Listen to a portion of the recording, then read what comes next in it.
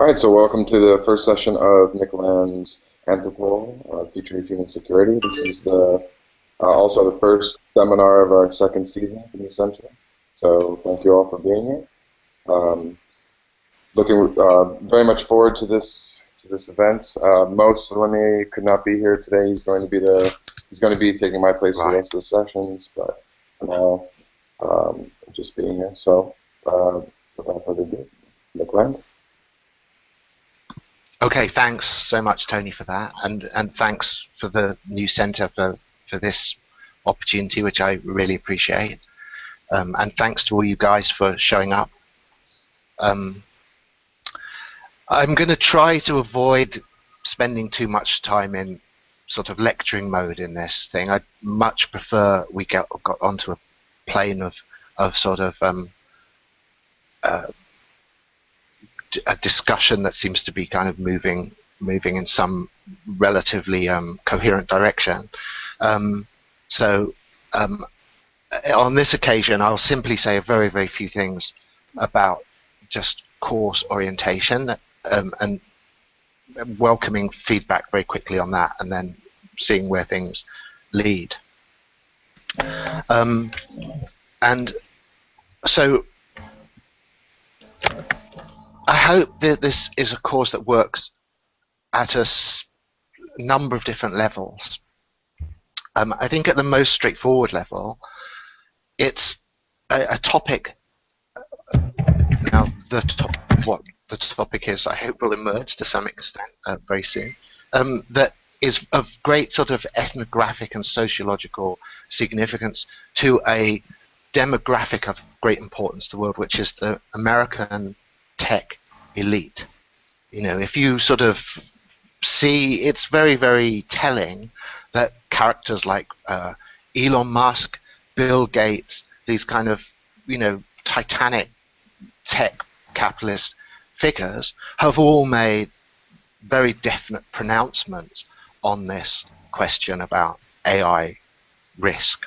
So I think that we can be fairly confident it's a conversation that is considered very important to those particular groups, or maybe we should just say group. And that alone seems to me to justify it as an object of attention for us. The second level that I'm going to try and keep locked in a box in the early stages, but as we'll see, locking things in boxes can be difficult, is really a type of surreptitious political economy in the grand style. That I think that this question about AI risk is I'm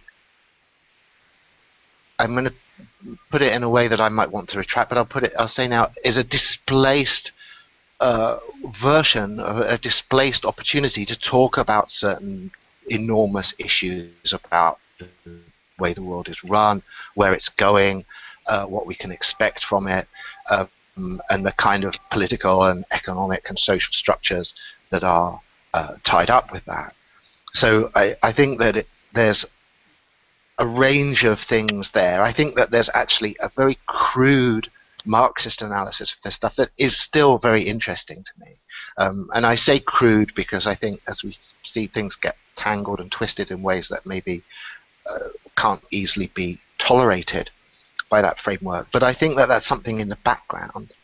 And if I can put this in the most sort of simplistic way possible, it's to say, aren't we, in talking about AI existential risk, just talking about capitalism?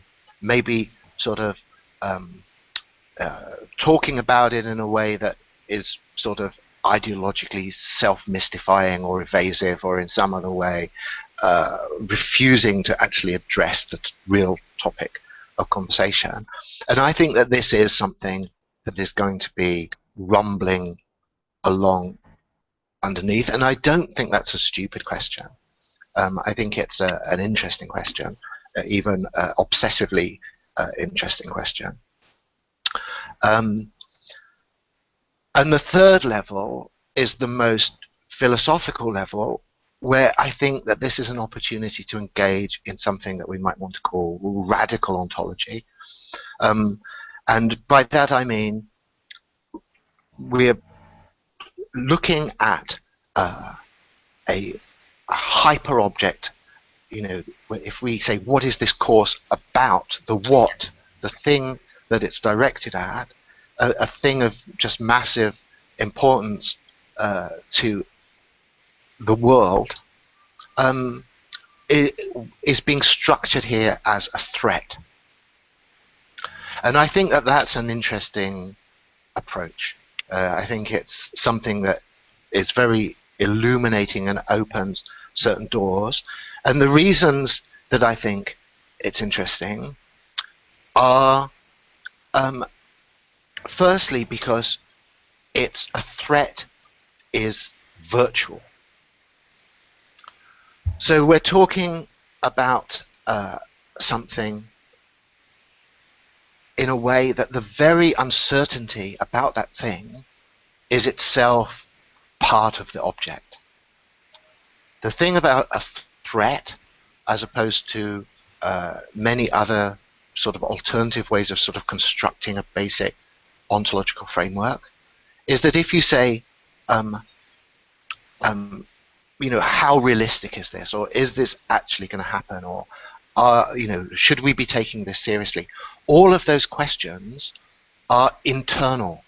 They're sort of immanent to the object concerned. You're not in a position of deciding whether or not in advance to dismiss that discussion or dismiss that problem. Instead, you're actually defining and profiling the problem in giving some kind of estimation about how serious it's being taken, about how you're going to judge how seriously to take it. And the next element, which I think is just massive, is that it introduces, especially as we're doing it here, where we're taking the prospect of artificial intelligence as the kind of governing feature of this thread, it introduces an element of dissimulation. That's to say, we can't just assume, if it seems to us not serious, we have to then say, does it seem to be not serious because it isn't serious? Or does it seem to be not serious because it doesn't want to look serious? We're in a whole zone that melts into general cryptography, into structures of military intelligence that are to do with sort of risk evaluation against intelligent adversaries that are engaged in strategic control of their own phenomenality. Objects that appear to us in a way that is actually strategically organized. Now, of course, if you're coming to this out of more sort of mundane geopolitical threat analysis things, this is all very straightforward. When you're sort of sitting around the security room or whatever in the White House and saying, do we take this particular geopolitical threat seriously? It's going to be implicit in that question that you can't fall back on some naive notion that this thing is going to appear to you straightforwardly and give you a realistic profile of the actual menace it presents. On the contrary, it's going to be, you at least have to suspect, you at least have to build into your threat analysis the fact that it's going to want to look like something different to what it is. And so I think that this problem is going to be a really major cable running through the whole of this course. The fact that we can never escape these questions about strategy and dissimulation when we're actually sort of looking at the object that we're involved with. And just to jump ahead a little bit to something that I've kicked down the line on our course schedule, but I just want to introduce it in a preliminary fashion and then step back. You can see that particularly in this whole question about artificial intelligence and robotics, that there's a very strong process of reinforcement on this issue, because a set of different concerns that can seem quite independent actually resonate strongly on this. And we could break it down. We could say there's a sort of hysterical paranoid notion about substitution of the human species, extinction, the outer lying edge of this X-risk profile. But then there's the much more mundane notion, and we've already sort of touched upon this. It's hugely important in current discussions, as people know, about the future of labor and work and replacement of human labor by machines. And the interesting thing about these is they're not really, on a philosophical level, strongly differentiated. They're basically the same topic, just looked at with a different set of emphases, a different level perhaps. But substitution is exactly what's at stake in both of those things. You move from one very quickly to the other, and you also then find yourself dealing with a third, also extremely a sort of popular notion that is part of everyone's kind of cultural currency, which is the Turing imitation game, which also is obviously about substitution on another angle. And it's about, again, deception. It's about how you identify your objects. Set up in this way as the thing, how would we know we were dealing with an artificial intelligence? We would know if it could imitate a human being within the bounds of tolerance set by that particular test. So again, if it can mimic us, if it can imitate us, if it can deceive us into thinking it's one of us, then we have to treat it as an intelligence. So right from the beginning, I mean, this is coming right from the earliest days of the sort of artificial intelligence discussion. Things are being set up in a way that could be seen from a paranoid perspective as extremely ominous, because we're being told right from the start something is going to be classified as intelligent if it can trick us, if it can deceive us, and deceive us in such a way that suggests it could replace us, then we're going to treat it as being intelligent. So that's just to say, you can see this particular question about dissimulation is this kind of multi-fiber cable, and each of those fibers are rich, involved things, but they all cohere around this kind of crucial issue. And so this then takes us back to this threat analysis viewpoint. And as part of that, an indispensable part of that, is the fact that everyone has said from the beginning and continues to say that in talking about this phenomenon, we're talking about something that is intrinsically deceptive. And there is no distinction between its intelligence and its deceptiveness. As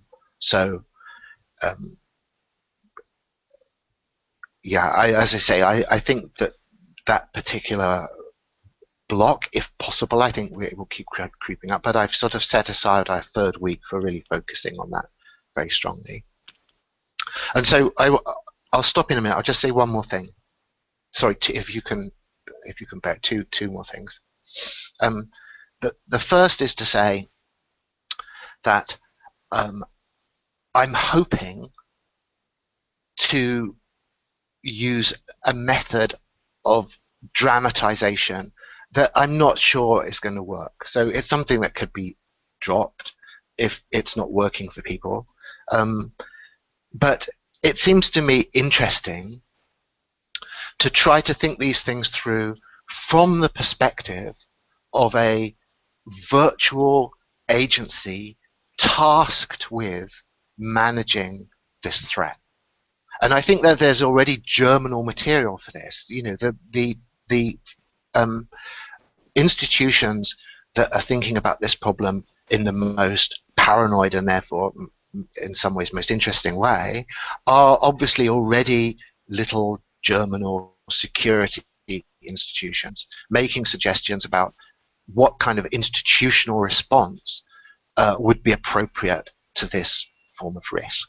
And so what I'm hoping that we can do is to just inflate that and carry it forward and say, you know, if we were to take this seriously and actually construct some virtual political sociology on the basis of this threat management, what are we looking at? What's their analysis going to be like? What kind of resources and capabilities are going to be called upon? What's that going to mean as a sort of virtual social and political fact? And that is in a recursive analysis with this threat analysis. But on one side, you might say it's almost inevitable, if we're taking this seriously, it's almost inevitable that something like this has to happen. And so we're in a position of trying to predict the developmental vector that we're dealing with there. Okay, now finally, last thing before I sort of throw this totally open to people, is just to make a reference to a novel that I've just read that deals with a lot of these things in a very different way, but also with extraordinary resonances, which is this, as far as I'm aware, the Chinese science fiction writer. China, in an interesting way, has a problem with science fiction. It doesn't sort of come very naturally, I think, from their cultural perspective. But this writer, Cixin Liu, is really, I would say, fantastic. You know, people can have stylistic and aesthetic problems as Westerners dealing sometimes with the mode of presentation, but the content is absolutely fantastic. And the second part of this trilogy that's just come out is called The Dark Forest. And it's set up as the underlying theme of that is of a virtual science that he calls cosmic sociology. You don't know much about it at the start, but by the end of the book you can see that also is entirely about threat analysis. And from the beginning there's two little guidelines given about what's going to shape that. It's because we know nothing about aliens, the whole thing is he insists, pure axiomatic theory. It's a kind of game theory, actually. And the two pointers that are given early on without knowing what they mean is what's called the chain of suspicion and technology explosion. And the chain of suspicion is what we've just been talking about. It's like if you are dealing with potential intelligent adversaries, then you're in the chain of suspicion. And, you know, they're not, the very fact that you don't know whether or not they are an adversary is intrinsic to it. This is the point that is absolutely central to what Leo is saying there in his book, is that between, for instance, two alien species, there is no possible way that they can cease to treat each other as threats. They're forced by a certain game theoretical inevitability to be threats to each other. They must realize that they themselves cannot but be a threat to other species, and these other species cannot but be a threat to them. A lot of that is because you do not know what alien intentions are. Obviously, this affects human game theory, but this is radicalized in this cosmic framework.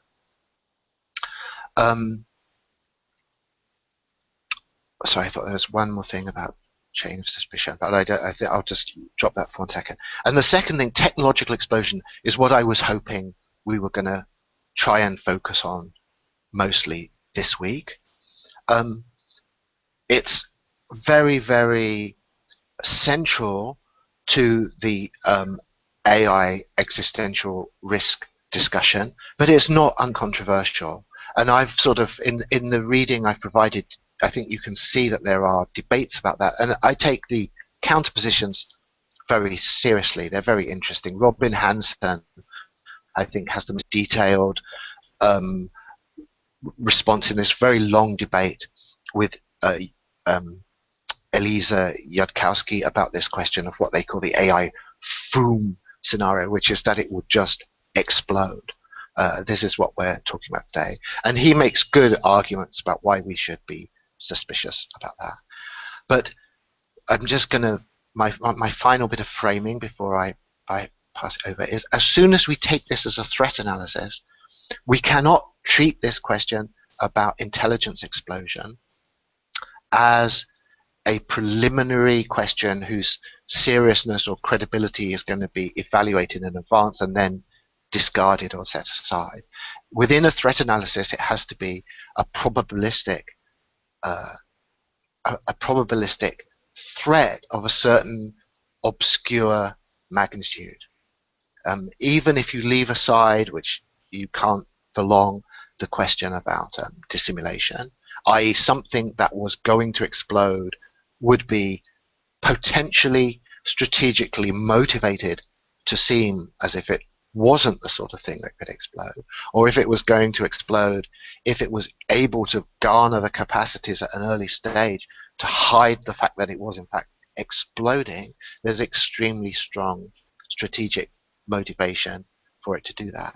But even if we can shelve those issues for a moment and just treat the sheer fact of explosion itself as a threat, then this is as kind of horizon of the existential AI risk scenario.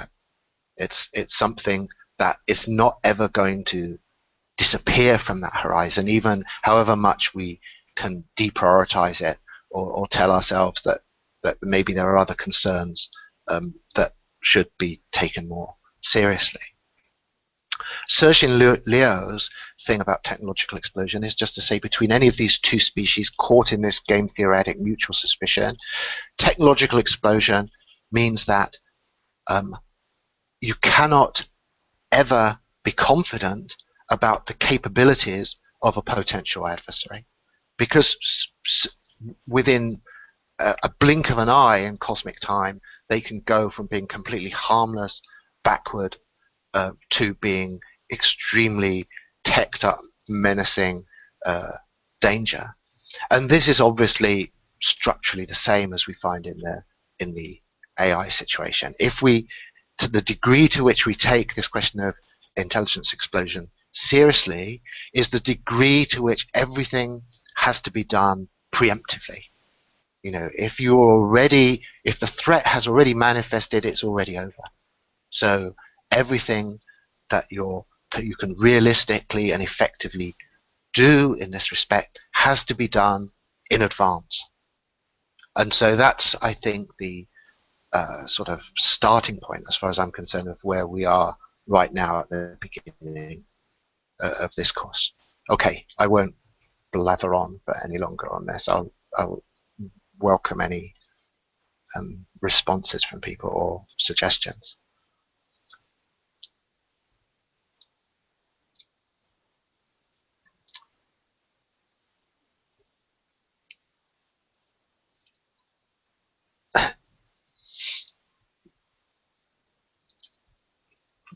Just because no one else is responding. Yeah, sure. It's Adam, by the way. There's a concept which I think we might need to recognize and then put aside for this course. But it's called Pascal's mugging. Oh, yeah. Crucial. Where you take something of very low probability but massive impact. Yeah. And so therefore, by making the impact term huge, you say, and so we need to worry a lot about this. And I think a lot of existential risks come under that category. So it seemed interesting to Yes. mention Yeah. early, even if we then need to put it aside. So No, I don't think it's the sort of thing that can be put aside, and I think that it's crucial, and it's obviously it is a piece of threat analysis, or at least it can be contextualized like that without any manipulation at all. And I mean, at least at this stage, I have this virtual war room, with all you guys sitting around the table, trying to thrash through what is the threat, how seriously should we be taking it, what do about it, and that's an absolutely essential voice, exactly saying maybe we can get this threat, this particular threat. Let's say we're at the moment fixated on this question of intelligence explosion. Maybe we can get it down to the kind of this marginal level right out on the tail of the distribution that we can just chop it off, and we'll just take it. If we get down to some fraction of a percent probability that something is going to happen, we know from these rationalistic arguments that we can deceive ourselves very easily in those zones. We can very easily go wrong and make these philosophical mistakes when we're dealing with very, very small tail end risks, and so we're safer off just chopping that off and just swallowing whatever danger comes with that. But my initial response to that is, if we're going to see that as one piece of housekeeping that we could do here, and I think it's only responsible to see it like that, then we have to be able to get the idea of intelligence explosion down to a level of implausibility that would then merit us sweeping it into the trash. Now, I'm starting my sort of Bayesian thing here is I'm starting somewhere more like 50-50. If I've got Yudkowsky and Hansen arguing about is AI the sort of thing that explodes or is it not, then I'm going to need some arguments that's going to push that 50% plausibility down somewhere so low that we can get rid of it. And that's obviously something we could talk about now.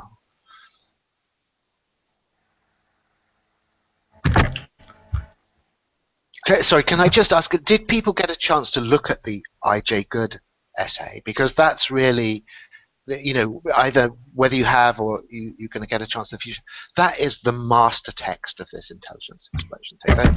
The philosophical beauty of it is such a simple, clear idea, which is obviously that something that is able, that has not been specifically designed in order not to have access to its own internal processes, i.e. it's not in some sense right protected, it's not designed to avoid itself messing with itself, that strong non-linearity is actually part of its internal processes. Something of that kind that gets into the proximal zone of human intelligence will have access to the full engineering specifications of how something was brought up to that level of intelligence, and in a way that therefore means it's nothing at all like us. We have effectively no access at all to the mechanical background to our own cognitive capabilities. And so insofar as we're able to edge that forward at all, it's extremely marginal and probably pushing against a lot of sort of biological resistances. A machine intelligence, assuming that it has not been designed in a way that would stop it doing that, and honestly, I think it's very possible that the engineering task of making it incapable of changing itself is even greater than the task of making it in the first place. So assuming that it doesn't have those very effective inhibitors already in place, is going to have some ability for recursive self-improvement. And the only mathematical pattern that fits recursive self-improvement is some kind of at least exponential development. You know, if it's at a certain level of intelligence and it can crank itself up to intelligence plus A, then from intelligence plus A, it's got more capacity to take itself up to intelligence plus B, and it's on a rising curve, and that is the good notion of intelligence explosion. And it makes a lot of sense. You know, if it's at that level of abstraction, there are all kinds of interesting counterarguments, but at that level of abstraction, it makes massive sense. So that's why I think if it's going to end up in the tail risk bucket, it certainly doesn't start off in the tail risk bucket.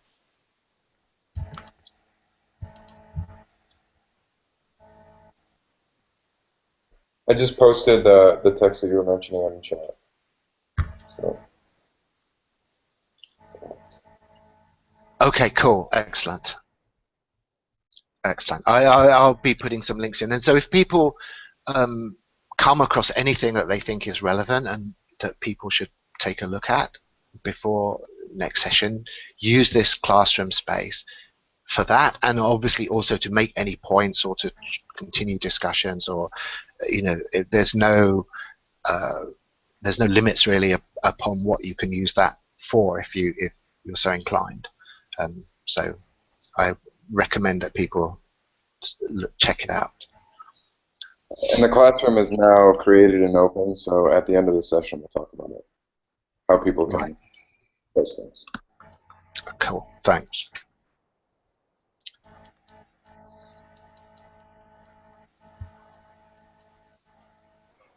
I mean, is it possible for me go ahead. Yeah. Well, I was going to come back then to sort of this question of intelligence, right? Because the debate between Hansen and Yukovsky was it was very much about the nature of intelligence, it seemed to me. Yes. So, yes. And then you get this question of, because intelligence is like X, we therefore get a rate of self-improvement that's like Y. And where Hansen is saying intelligence is like a city. There's thousands of little things or hundreds of little things that make it impactful. Versus, is it like a car? Instead.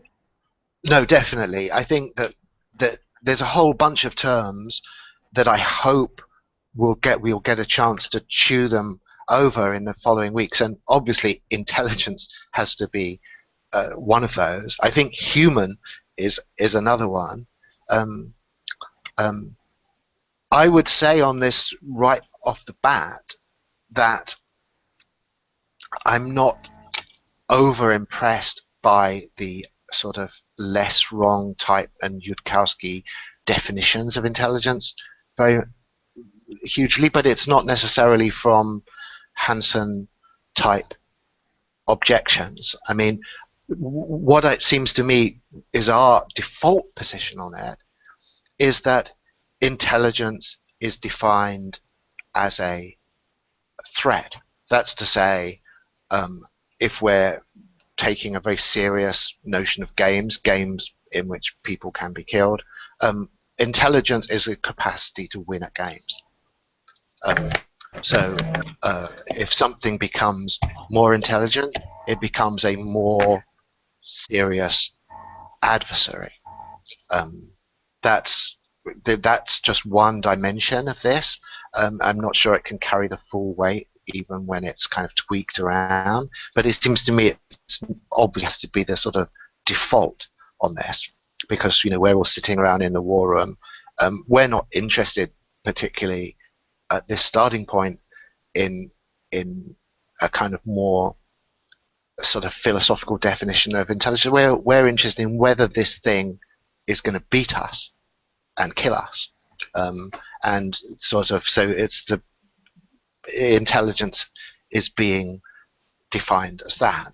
And Yudkowsky actually has a really excellent essay, which again I'll link to. I'm afraid I haven't, done that yet, and I haven't got it right at my fingertips.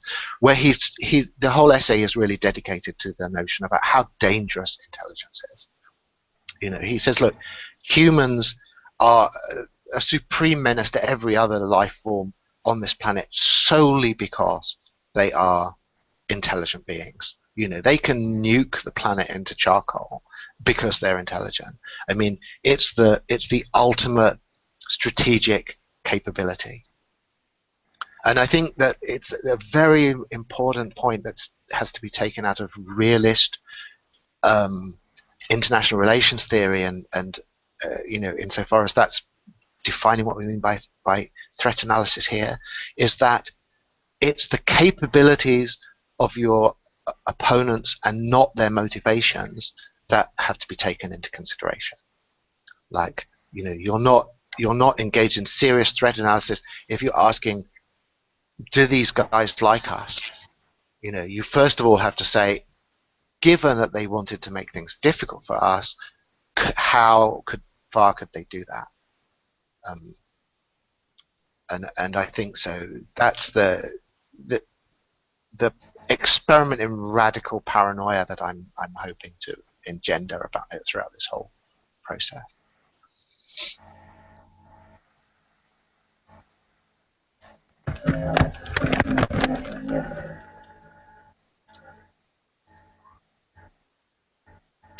So insofar as we have lulls here, I'd be interested in anyone just telling me what they expect and would like to think about and talk about over the following weeks, because obviously I don't know a lot of you guys, and I don't know where you're coming from or what your interests are, and that to me would be very useful information. I'm sure also to your fellow participants. So if anyone is feeling brave enough to volunteer that kind of information, that would be very welcome. Yeah, sure thing. My name's Joel. I'm a sociology PhD student. I did my master's work on developing a post-human ontology for sociology, and my dissertation research is on addressing the ways in which these new post-human frameworks cause anxiety. So I'm trying to understand and examine sort of the social anxieties that arise from these changes. So that's why this seemed like a great format for developing some of that. Yes. No, I definitely hope we can generate a lot of anxiety. No, I'm assuming that you're not entirely sure about whether anxiety generation is a motivation to be endorsed, or at least it's something to be critically examined. Yeah. I mean, I think that it is too frequently treated as something we need to do away with, rather than looking at the positive sort of uses of this anxiety. Most of what I'm trying to examine is the ways in which people don't know what to do with the anxiety, and so it simply turns inward rather than being able to express itself. Right. Yes. No, well, that's very relevant to this. I mean, I don't know how seriously at this point you take these kind of anxieties, but they are, I think, characterized by a quite, I'm not sure I can say unique, but in some way at least exceptional self-institutionalization. You know, I mean, the people started, all the big names in this field. Obviously, I think Yudkowsky sort of towers over it a bit, but Nick Bostrom's also another character very important in this. And they all move very quickly from the anxiety to a set of sort of practical suggestions about the kind of things that we should be doing, you know, at different levels of collectivity to address what they see as these dangers. So for sure, Anthropol, this virtual entity, is a crystallization, a positive, productive crystallization of human anxiety.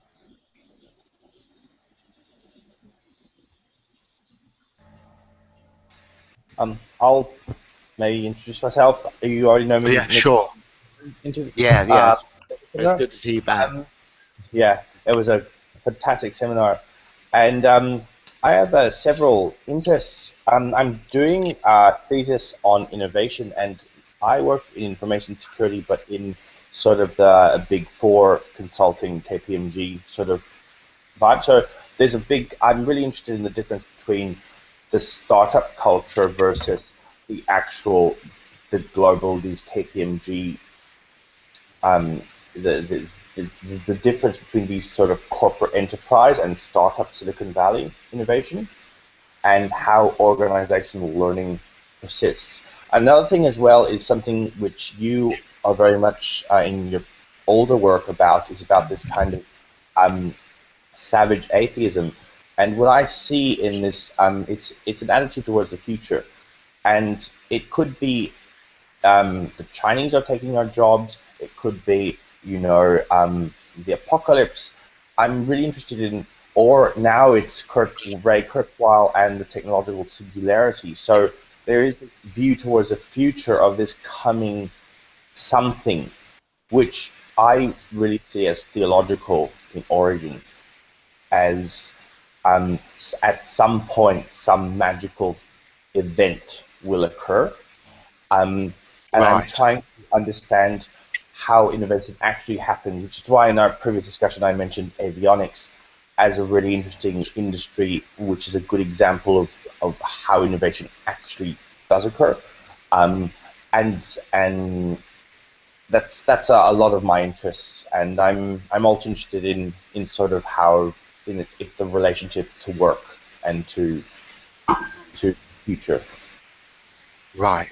Yes. I mean, obviously, this whole sort of cultural diagnosis of especially singularity ideas as a theological structure is huge, and sort of there's lots of interesting discussion about it.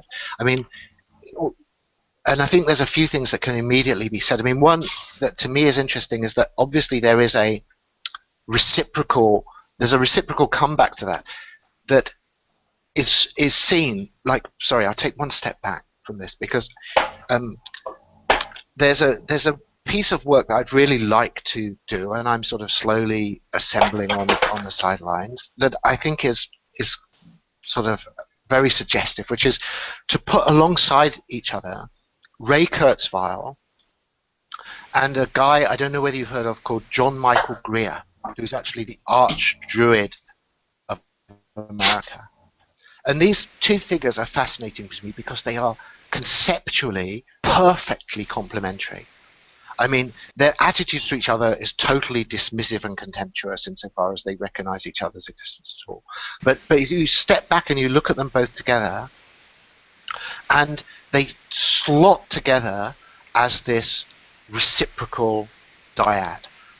Because Ray Kurzweil, as everyone I think I'm assuming is familiar with him, but his whole thing is basically positive feedback. The exponential curve of positive feedback is the basic line that everyone is on, and all his predictions are built on that. His understanding of what is happening on this planet is based on that. And John Michael Greer, who's a druid, he's a really smart, interesting guy, though.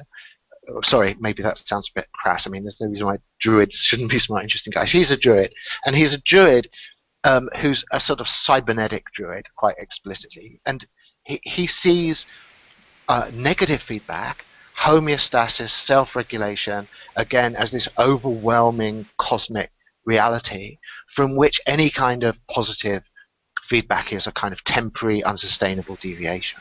And so you have between these two figures these two reciprocal types of cybernetic fundamentalism that match each other, that totally between the two exhaust the whole abstract pattern of dynamic systems, and they can't totally non-communicating because each of them are on one side of this thing. And I raise this now because John Michael Greer is always arguing that Kurzweil is just doing Christian theology. That the singularity as the rapture.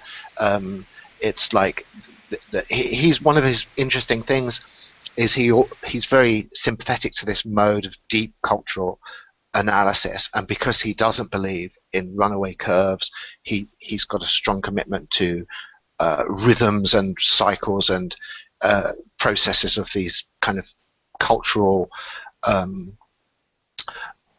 process of cultural conservatism, basically. But Kurzweil has a quite interesting comeback on this, because he says, yes, of course, it looks like that, because apocalyptic religion is just some kind of precursor insight into this reality that's going to happen. It's not that the singularity is just a kind of sad echo of this theological belief. It's rather the theological belief is some kind of advanced wave of the singularity. And of course, these two things are like perfectly reciprocal. You can see. I think the conjunction is absolutely uncontroversial, but then that still leaves you a huge amount of room for how you're going to play the relation between those two different poles of the thing. Yeah. That's really interesting.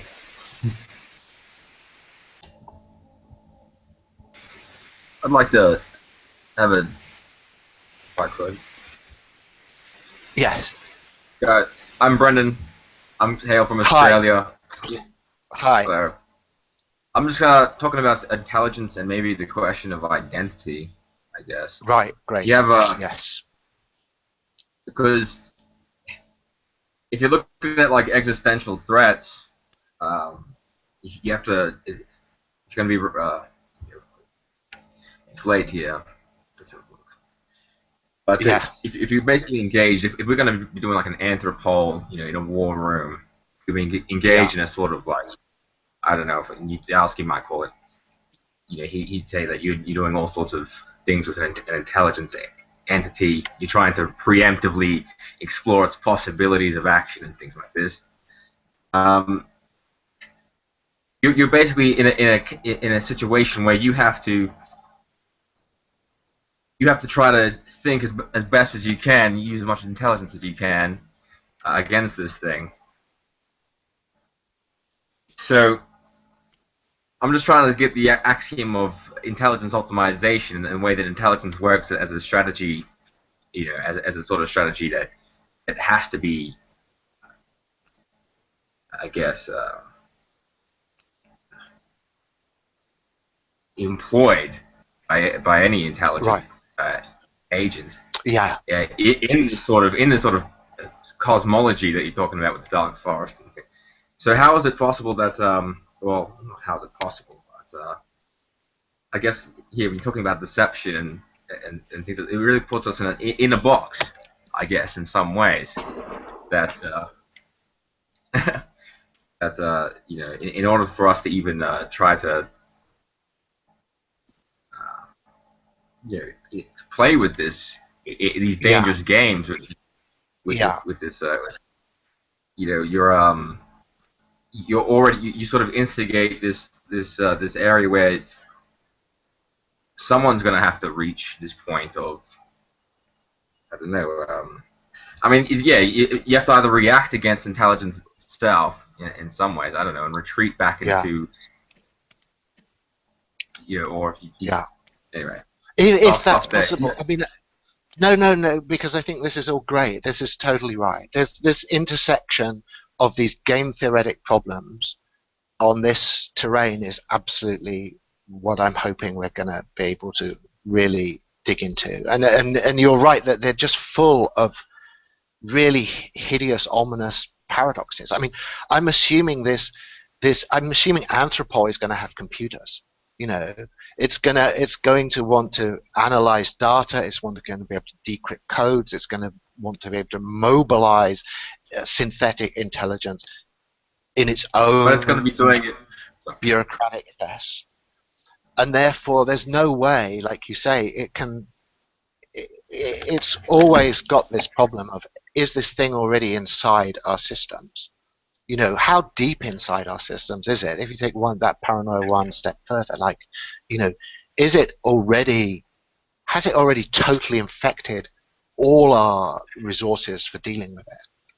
And of course, there is a kind of, in principle, there is a possibility of just retreating into some deliberate form of idiocy in as a defense mechanism about it. But it's obviously very questionable on game theoretical grounds whether that is practical. You look at the real landscape. You look at the landscape in which being able to mobilize intelligence is a massive competitive advantage. If you don't have an integrated common purpose that the whole world can say as one with great confidence in its total coordination, that we will all step back into the sort of darkness of technological incompetence together, then those fractions and fragments of your geopolitical system that are not playing that game, that are doing all the game theoretical stuff to do with defection and deceit and betrayal, and are secretly running their own AI programs, are going to clean up in the intermediate period. So you have to expect game theoretically that those fragments, those sort of strategies and agencies that are mobilizing intelligence rather than retarding it are the ones that are going to actually dominate any realistic scenario that you're talking about, it seems to me. So yeah, I totally with you on the questions that I hope we can deal with here. There's this concept in cybersecurity or information security that's gaining currency that if you want to secure an organization, actually you need to come in and assume you're already compromised. Right. So it used to be this model where there was a security wall that you established and you could trust everything inside the wall. Sort of inside an organization, that model is going away. And you have now an approach, you have to assume you're compromised and all your actions are starting from that. Yes, that's great. I mean, I don't suppose it's possible at some point to squeeze some kind of link or reference out of you, is there, for that? I know these things are difficult, but basic stuff, which are at least a jumping off point. So yeah. I mean, it sounds to me that it's like on one level taking a sort of biological model, is that right? Of saying, look, the human body does not expect that it's going to be able to exclude all pathogens at some kind of security membrane. Instead, it has to have some sort of deep biological competence at identifying and dealing with infection, that's kind of penetrated deep into the organism, and that anything that expected it could do that stuff at the border is going to be so fragile that its defense. That's a great point, Burke. It's interesting in consulting. There's this old view of the N-tier architecture where you have multiple sort of levels of security, and the new thing which I propose and which signal management proposes, don't trust anyone, and assume you will always as well be penetrated, and focus not on the best firewalls, but on rapid response and understanding what's going on inside the organization, because you will be hacked. It's more about there will be exploits. It's more about being able to immediately detect when that is happening, rather than mitigate, preemptively mitigate. So it's not very easy. It's definitely, this is all a sort of crucial border territory. I mean, even on the most sort of at the lowest level of this, where we're just talking about recruiting personnel. I mean, obviously, Anthropol would basically be recruiting among people who had worked on, to a large extent, people who had worked on these questions of internet security, information security. But so then there's a question of, well, how if you were briefing those people on their first day in Anthropol, what are you going to say to them? The one thing you're going to have to say to them is, look, you're not dealing with human hackers here primarily. That might be part of the noise of this, but the threat that you're dealing with here is one that cannot assume even rough parity between antagonists. like some of these kind of information security ideas are extremely interesting. Like, for instance, the notion of retaliation is big, as I'm understanding it, where you say, look, don't just think that you've kind of got some strong firewall around your organization. You have to understand who the people are who are coming to get you, and then you go out and you harass and attack them. You find out which computers are being used to compromise your organization, and you go and mess with those computers. You treat the whole world as this kind of open information space full of antagonistic things, and you use various forms of deterrence, retaliation, whatever, to control that political environment, rather than thinking that you can produce some kind of hermetic bubble of security within it. But obviously this is something that reaches limits when you're dealing with an explosive intelligence threat.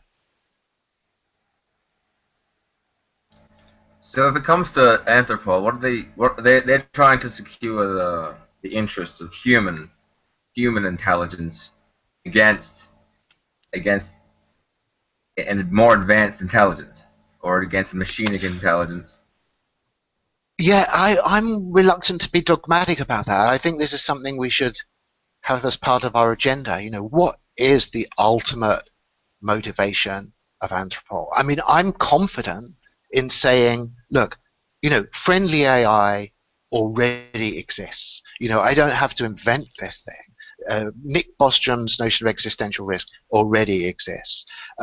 So this stuff is on the table already, and they are saying, to differing degrees of articulacy and conceptual penetration, that there is something that needs to be protected that is of value and is being menaced by these various threats, of which, of course, for us, we're, I think, going to be obsessively AI focused.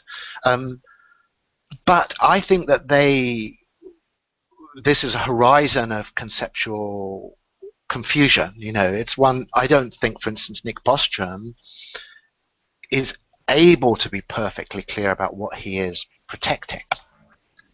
I mean, it does get into an interesting domain.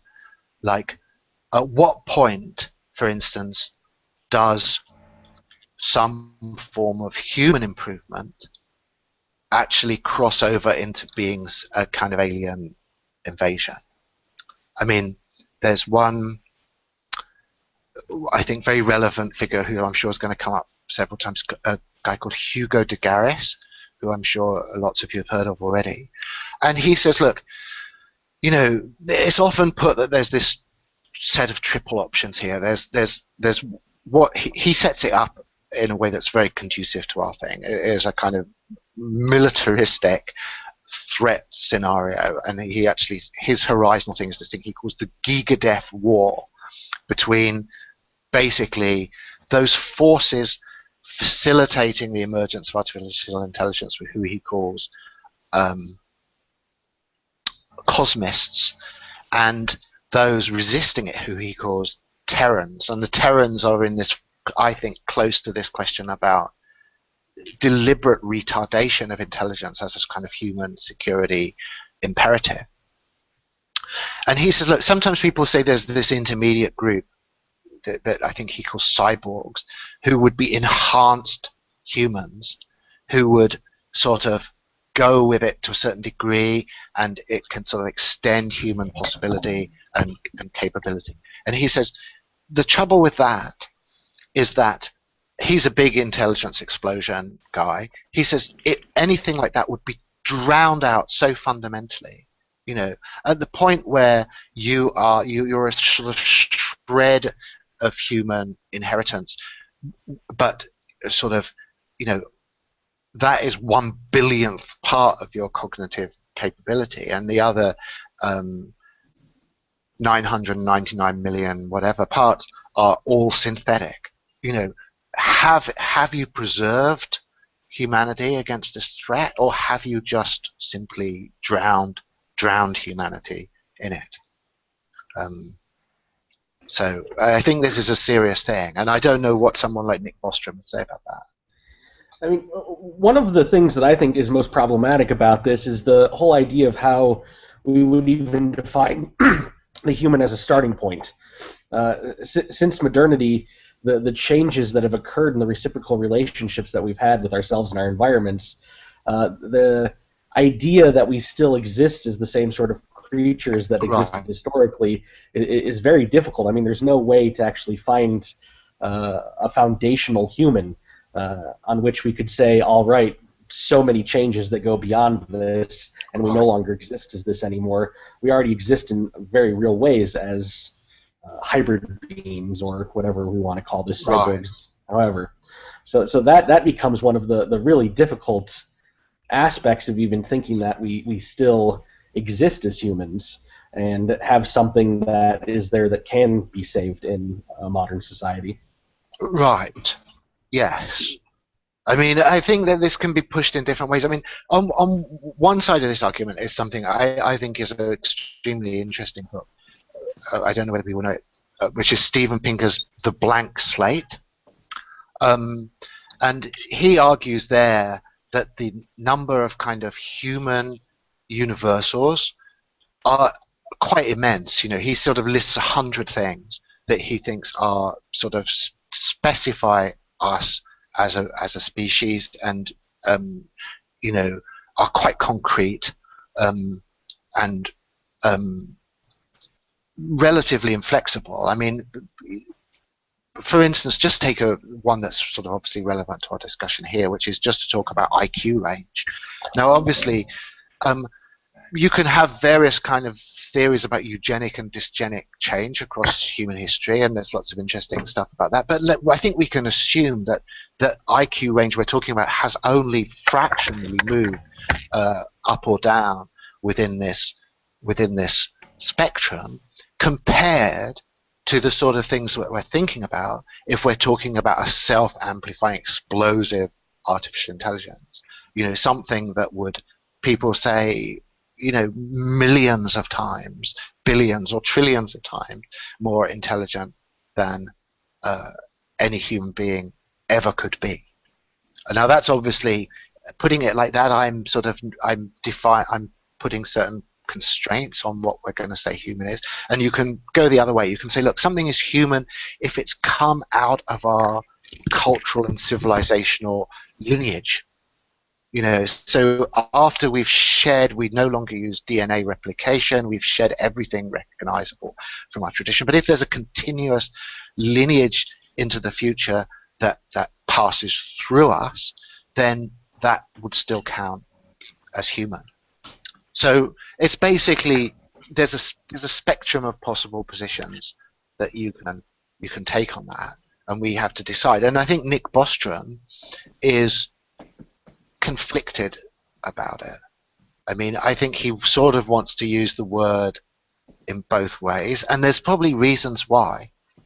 Because if you're trying to motivate people to protect something, then you probably have to address, you know, where they are in psychologically, socially, culturally, in terms of what they recognize as themselves, or even an ally, a potential ally. And if you say, look, this thing that is in every way utterly alien to anything we've ever met is still us, then you just meet those kind of practical barriers of people just saying, why the hell should I care about that thing?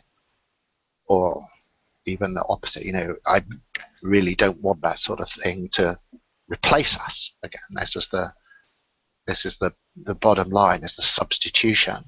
You know, at what point are you substituted? And if you're being substituted and you're not treating that as a threat, I mean, maybe that's possible, but it's certainly extremely understandable that people would say being replaced is by definition a threat scenario.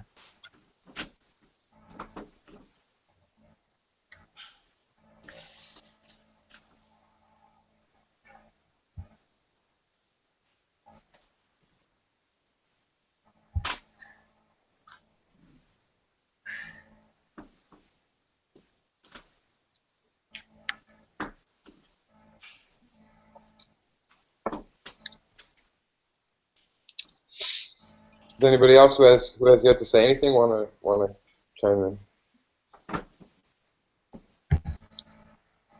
Yeah, I mean, if anybody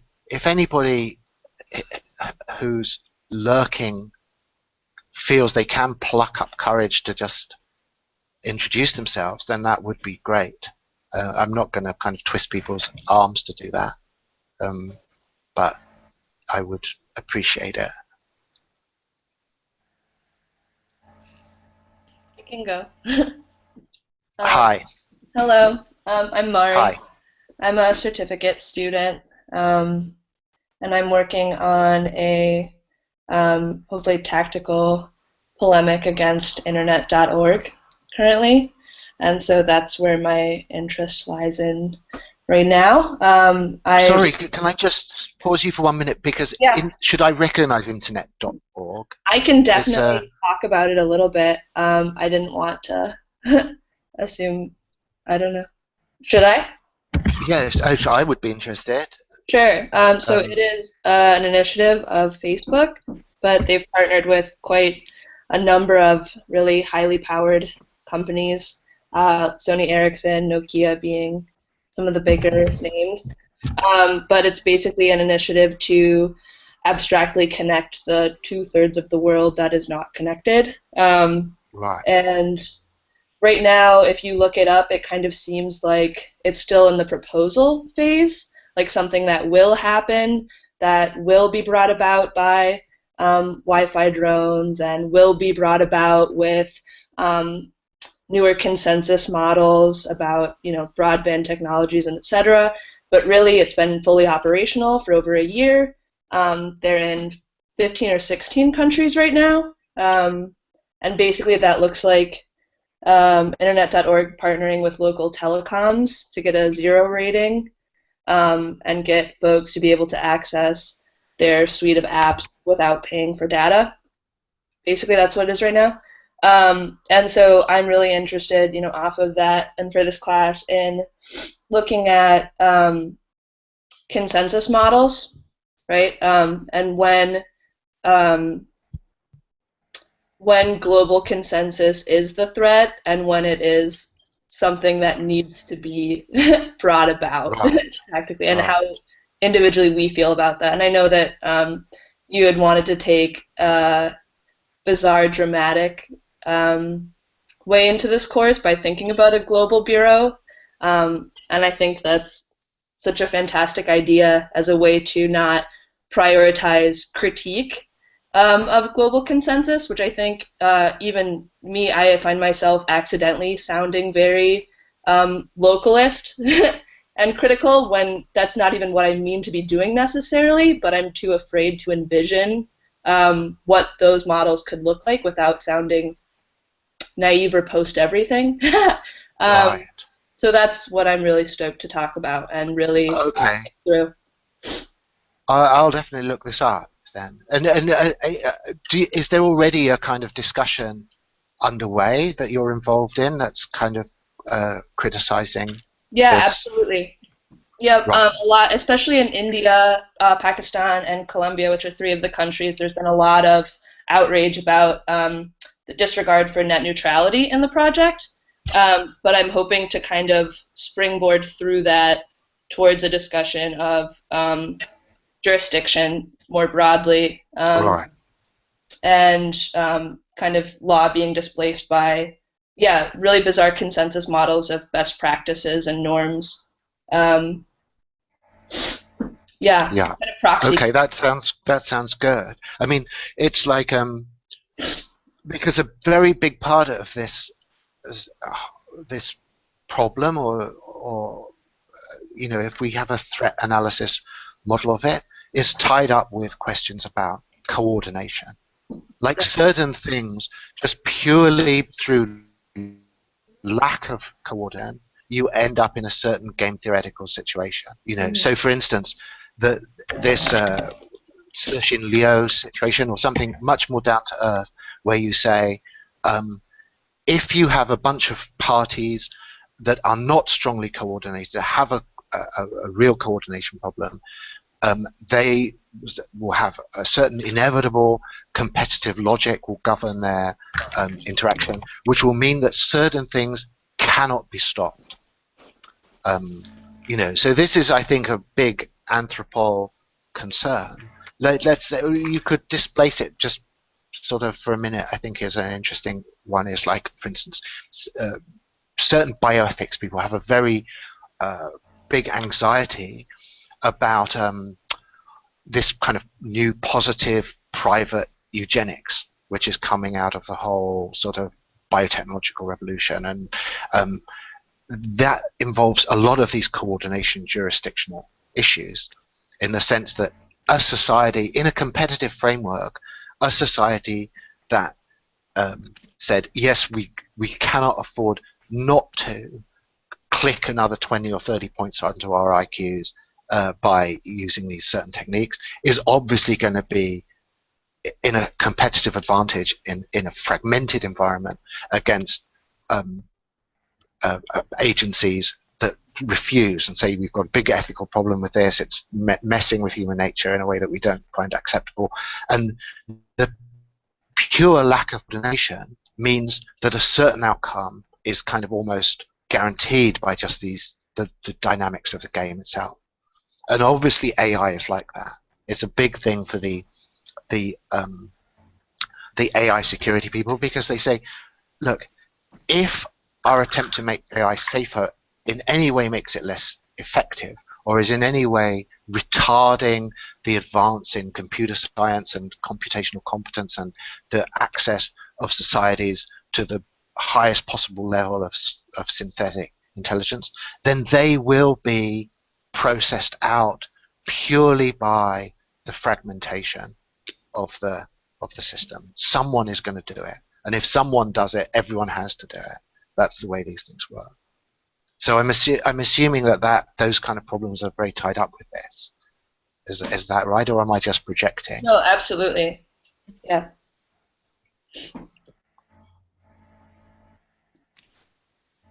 I mean, I can see that this internet organ, at a certain extreme of paranoia, begins to look like the sort of thing that Anthropol should be stomping on as quickly as possible. Yeah. Well, I think it's just so scary and really difficult to talk about in easy terms because it is so, decentralized, which gets conflated with democratic, so people don't get as scared about how central it is as a threat. Right. And kind of picking apart those pieces in a way that is completely accessible and still terrifying is a real task. I mean, what if you had a sort of, at the moment, your sort of default analysis of what is driving this process? What do you think it's to do with sort of recognizable corporate interests to do with like profitability, or do you think there's something more to it than that?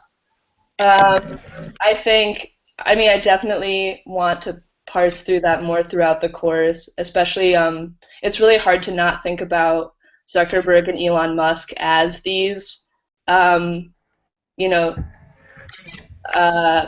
CEO figures that do have a really kind of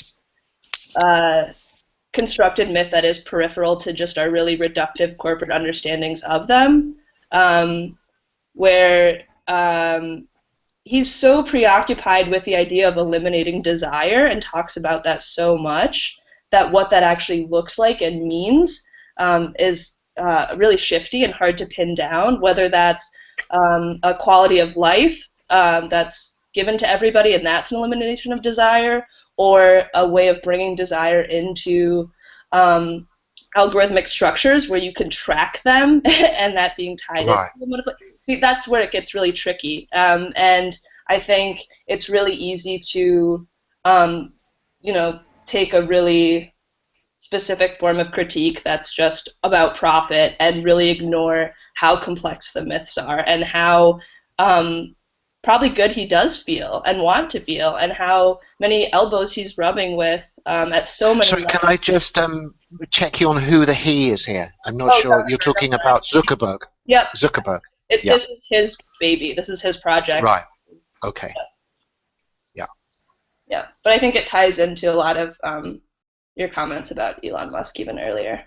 Although they're definitely different people and have different visions, the ways in which they see themselves as governors is very similar. Yeah. No, I mean, the role that these particular corporations have is something we'll probably inevitably have to talk about a lot, isn't it? I mean, obviously Google is the other one that seems to be just the sort of gravity well of Google is just reshaping the whole sort of information space so fundamentally, you know, so positive or negative. You just can't avoid putting these proper names on some of these processes, and obviously when people are looking back on the history here, it's going to have been just shaped by these particular agencies fundamentally, for sure. I mean, I've always sort of had a big problem with Facebook that gets in the way of me taking it seriously enough, so I'm going to try and stoke my paranoia a bit more about it. I'll look up your internet.org thing and try and feed some anxiety. Well, Facebook sort of, it's always very cute, right? And the Google cars that they're designing are even designed to look cute. So you link that back to what you're saying about AI sort of hiding, right? Absolutely. They're probably going to look cute. It's going to be a deadly Hello Kitty branded sort of AI. Yeah. No, I think this is really crucial, actually, and I recognize it as a big systematic cognitive error on my part that I'm only now beginning to seriously deal with. Exactly as you say. I mean, you know, cuteness and war, far from being opposed, are actually totally the same thing when you start taking them seriously, isn't it? And, you know, I thought despite all its problems, that Ex Machina movie was quite interesting like that. It's definitely something people are beginning to realize, is that, for instance, you know, when you're dealing with humans, let's just forget about the Anthropol perspective, but look at the kind of machine incursion perspective for a minute. When you're dealing with humans, of course, you go through sex if you're going to manipulate them and control them, you know? It's like you're not going to have some kind of multi-machine gun laden up Terminator beast. You know, it's going to be some kind of sex bot that actually is the front line of this thing, for sure. Because, you know, like an amazing thing on this line was this thing of this recent, what's it called, Ashley Madison or whatever that, you know, the adultery website, where they obviously all got exposed because of this hack, and it turned out that 90% of the female participants on this site, female with whatever inverted commas you want, were bots. You know, so this whole clientele of this kind of adultery website was basically involved in this kind of unwitting cybersex thing. And the company's fundamental business model, it turned out, was just to tweak and develop these female avatars that people would then involve themselves in these complex online sort of pre-affairs with, without apparently any suspicion of what was going on. So, you know, as a testament to the fundamental manipulability of the human species in this direction already. I mean, talk about a Turing test. You know, like, of course, on a certain level, the Turing test is something I can have, but on another hand, these things were passing the Turing test every day. You know, the company's whole business model was the fact that it was passing the Turing test every day. I don't remember ever seeing any news story about, you know, Ashley Madison clients up in arms about the fact that they're being foisted off onto sex bots when they're looking for sexy housewives. You know, it was totally working until some hacker open the whole thing up. So, yeah, a long supportive comment on that. I think that's crucial.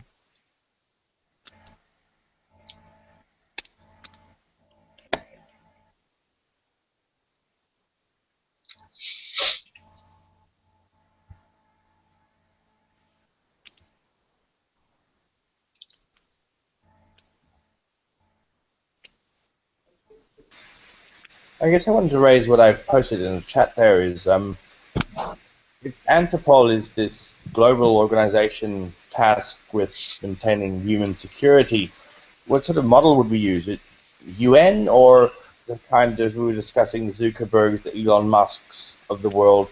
And Right. these people in their rhetoric talk about disruption, about scarcity, automation, but there is immense power in, you know, the Boeings, the Airbus industry, the military-industrial complex. They're not just going to go away peacefully, and they have decades, centuries of experience in large-scale innovation. So I wonder how much power these new upstarts have, and they do have immense power, and how this will play out. Because I hear, for example, Goldman Sachs is like trying to implement Bitcoin. You know, they're trying to make use of it, for example. But so if we were to talk about how the model would work, you know, I mean, this is kind of this is just halfway on your point here, but I think it's worth just pausing on that because it's a very good example of this, the way this coordination problem thing works out. I mean, I'm assuming these financial companies would, if they could go back in time, hunt down whoever Satoshi Nakamoto was and terminate the bastard, you know, they would totally do it.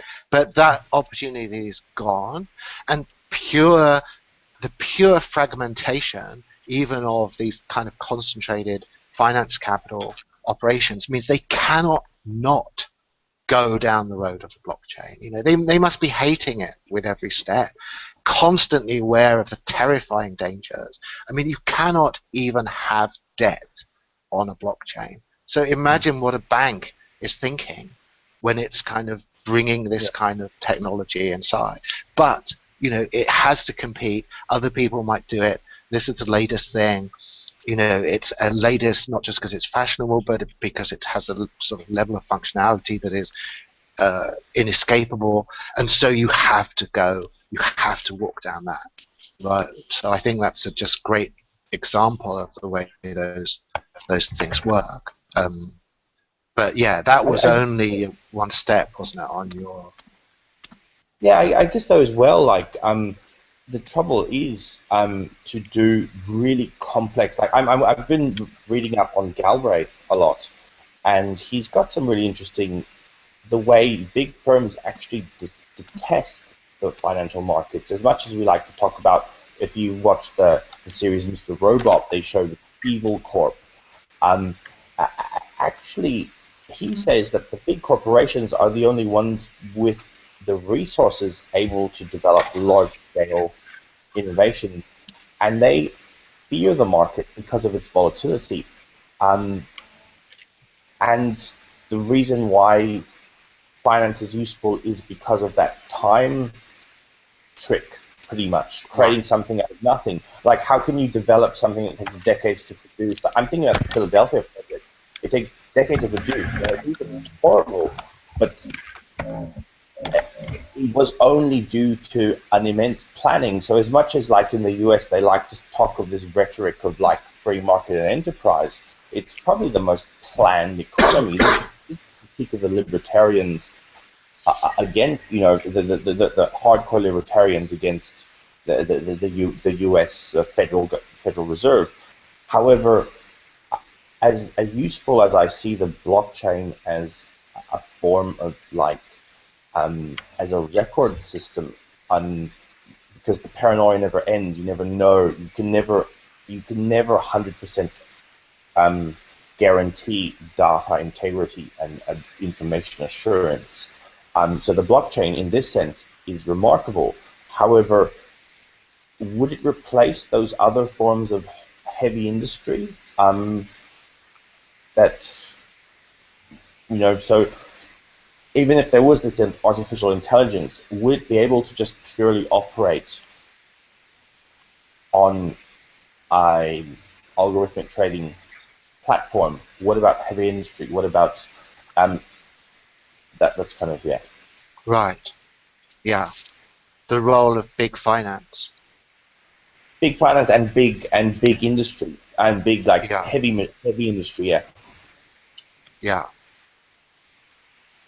I mean, I think I probably spoke about her a little bit last time. Carlota Perez has some very interesting things about this, where she says the role of finance, you have to see it in these long waves, because it has a very different role at these different stages of the cycle, and everyone tends to just fixate on the way finance is working at the particular phase that they're in and say that that's what finance is about, but they're missing the fact it has this whole cyclical function, and at the boost phase of the cycle, it has this very disruptive function because of the fact that obviously the incumbent industrial structure is resistant to radical transformation, and so the small operators are only able to rip up that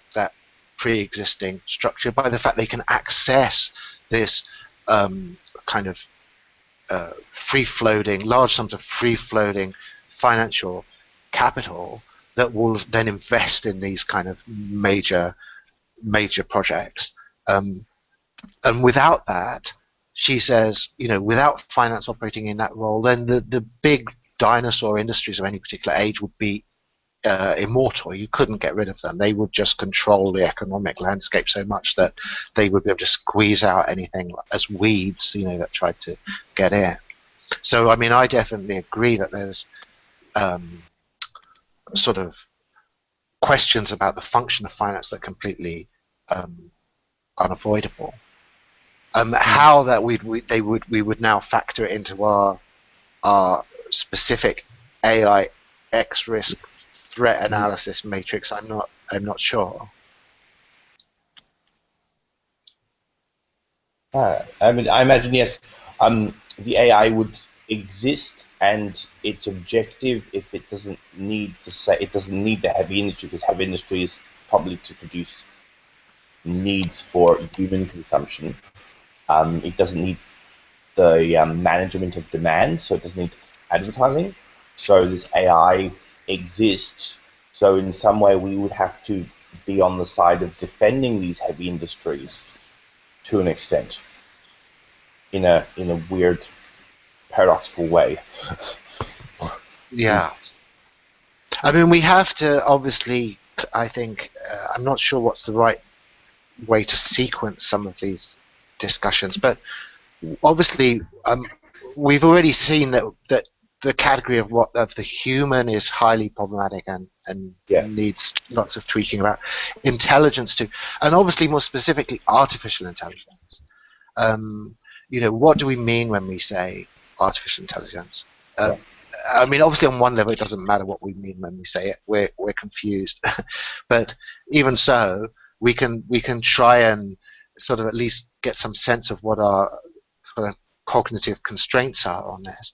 And I think that one massive source of bias in this is that the people who tend to define what we mean by artificial intelligence themselves have a very definite interest in a certain model of artificial intelligence. They tend to be the people who are programmers and think that they are actually going to sit down and maybe in a group, but probably a small group, program an artificial intelligence. It's like, now I'm not wanting to say this is cynical on their part. I think they just simply see that's the way it is.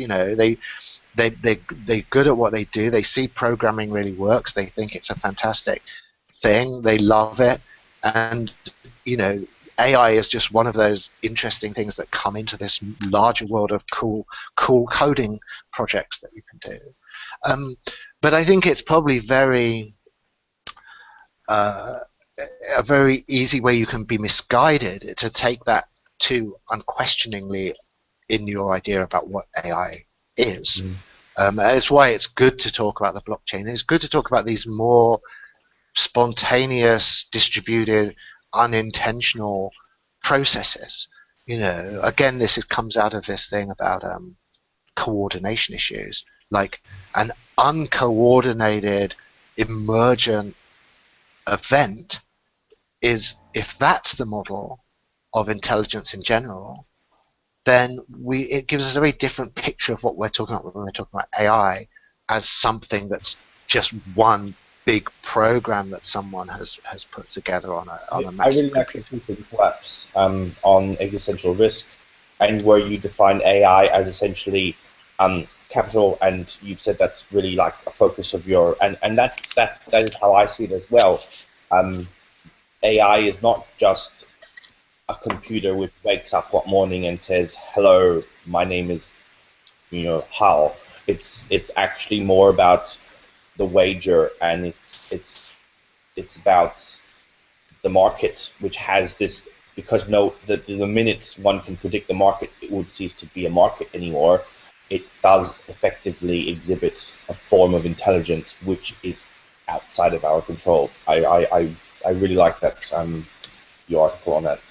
Yes, I mean that old book now that was always, I think, treated with a certain disdain because it was so popular and so accessible, which is Kevin Kelly's Out of Control, I think is really something that should be part of the intellectual landscape on that. I think all the models that he drew on were very interesting, and one of them is obviously the Rodney Brooks robot model, where he says, stop trying to build some kind of centralized brain that will control the behavior of some robotic entity, and instead make all of the individual bits of that entity work. So you've got sort of various kinds of low-level intelligence in servo mechanisms in the legs and the limbs, and then they're coordinated to some extent at a high level and at a higher level.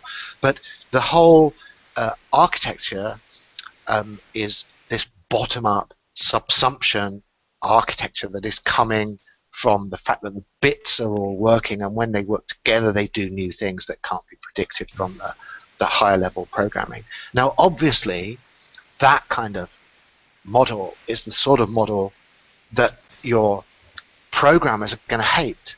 They're going to say, what kind of fun is an AI if it's coming out of the unpredictable coordinating behavior of a distributed system of intelligent components? That's no fun at all, That's not what we mean. But I mean, it seems to me that is at the very least a highly plausible notion, not only in this kind of technological framework, but obviously in a biological framework as well. I think the more that we find out about the brain, the less you're starting off with some nuclear sense of self that sort of radiates its control over the organism, and the more you've got all these modules splished together in the brain that have a certain very limited level of high-level coordination. But for the most extent, you have no idea what your brain is doing. And when I say you, I mean that highly problematic, self-reflexive component of the central nervous system. And it's doing a whole bunch of stuff all the time at an extremely high level of cognitive competence that's completely outside of your purview. So yeah, and this is the last thing. I don't want to hog the no, go. In your that same article on collapse, you mentioned how actually businesses who have legal status as persons are effectively artificial intelligence. So in the context of the seminar, we're supposed to, if we need to define a risk, what would we deal with? We would need to consider, yes, large corporations, multinationals, as essentially AIs with an intelligence which is alien, essentially. Yes, I mean this is Gibson's thing, isn't it? And right at the start of Neuromancer, his thing about these zaibatsus, as he called them, taking the Japanese thing, as being, he says, they like giant animals. All their human components that are like cells that can be substituted. He says, I think I'm very roughly quoting him when he says, you can't kill a zaibatsu by killing its CAO. They're just replaceable components. That this machine has an integrity and autonomy and individuation and an intelligence that is not reducible to any set of human purposes or motivations that you can identify within it. I mean, this is partly, getting back a bit to this point about internet.org, when we're saying that there's a great, the anthropological reduction temptation is so huge, isn't it? And I think it's good to see it being resisted or questioned there, where you say, at the end of the day, we've done our explanation when we found the greedy guy who is, who is providing the whole motivational structure for this thing, and we track him down. He's the one, his bank account is benefiting from this, and therefore we understand what is actually the incentive structure behind this whole development. And I think that that's really not going to work. The interesting thing about if you're going to classify corporations as AI for the purpose of Anthropol, which is okay, corporations are fairly public and well as intelligences very often, right? And maybe we can say they're not nearly regulated enough, and make all sorts of criticisms of corporation, but that idea is already well identified, and there's all sorts of ways that we look at corporations and analyze them, right? Yeah. Whereas, so maybe what you're looking for is more like correlations of phenomena. If you're looking for something radically different and emergent, right. Skynet or whatever, you're looking for these sorts of unexpected correlations and organizations emerging that aren't like a public corporation, which is sort of well defined already. You're looking for some sort of other entity. Yes, I mean, obviously, like once you are serious about the intelligence explosion thing, that's for sure right. But on the other hand, when we say corporations are already well defined, I wonder how confident we are about that. I mean, it seems to me, in fact, there's an article someone wrote that I'm afraid I have to go and hunt down, who used exactly this argument, saying as an argument against the intelligence explosion thing. His as I say, I apologize that I can't give you the reference immediately. I'll try and hunt this down. But he says, look, why do we think that intelligence explosion is going to follow from the emergence of artificial intelligence? We already have artificial intelligences. We call them corporations, and they haven't led to an intelligence explosion. So you can sort of run that argument that way round. But you can also say that our business organizations are pretty young. In historical times, the sort of modern corporation emerging in stages has undergone a huge sort of series of evolutionary transformations over just a couple of centuries. And so we're in a time slice of this now. I think it's like the the analogies just escaped me before we were just talking about, when I was talking about the business cycle, and you take a slice at a certain time and you say, oh, this is what we're talking about. But if you see the corporations as an evolutionary entity, and what we're seeing now is just the current stage of some evolutionary process. And there's all different ways that you could do those trend lines. You could do them in a very Kurzweil way, and you could say, look, the corporation is a very limited artificial intelligence now, but look at the exponential curve that it's on. Track that forward.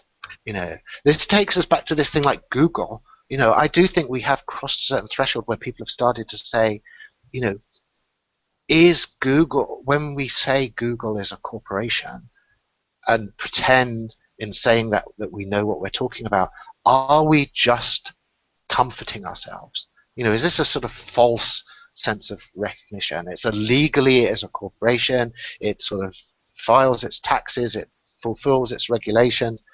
It behaves in all the ways it should behave in order to be a kind of corporation in good standing.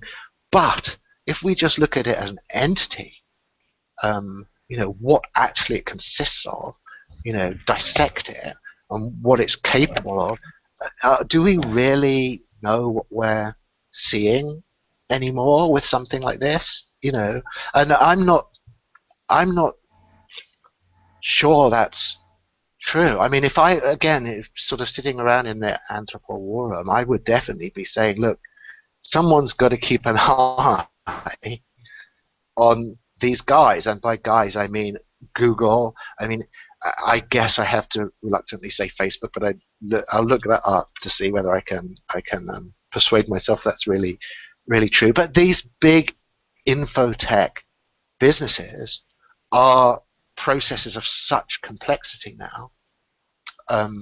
They have so much embedded intelligence in them that, sorry, I mean, I'm just getting repetitive. It's just that I think it's possible to have a certain kind of historical illusion, think you know what you're looking at when you're seeing the current state of something rather than the actual evolutionary curve that you're cutting through in doing that. Nick, I'd raise on that the really...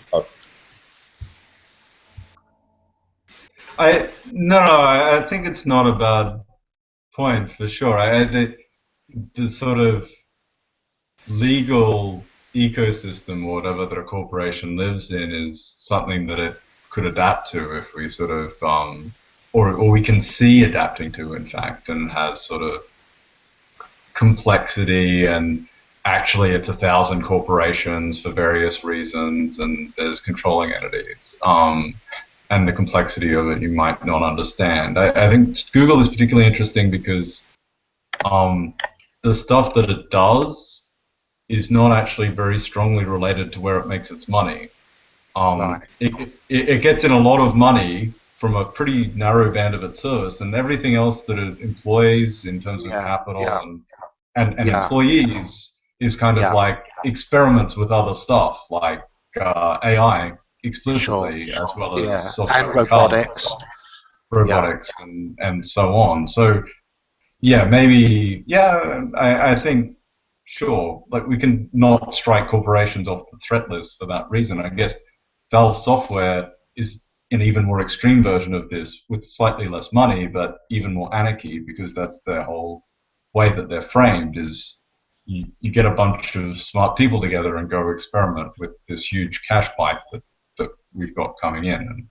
And, yes. Yeah, you're at Google, you're saying. I mean, like, they have employed Kurzweil.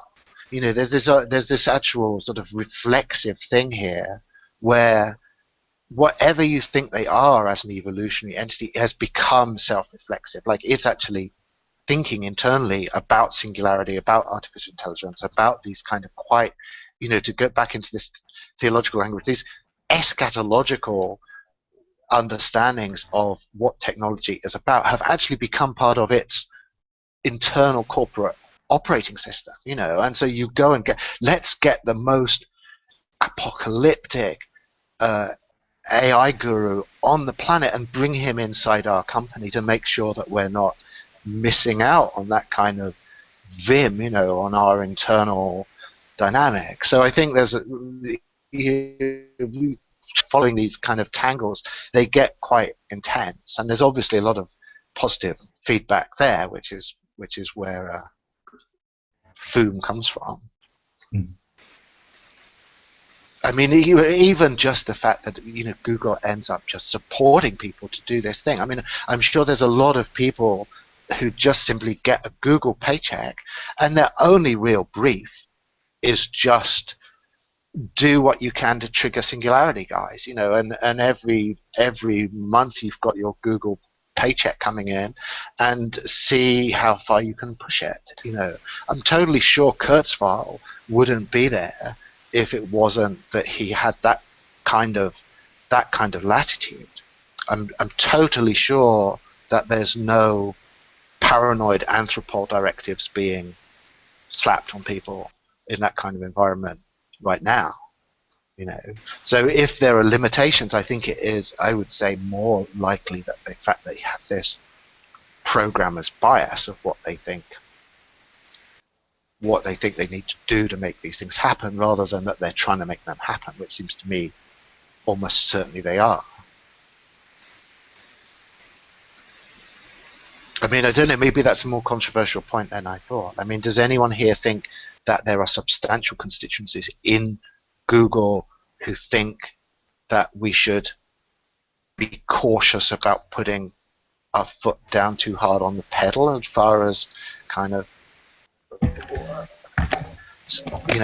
autonomous software and AI and all of these?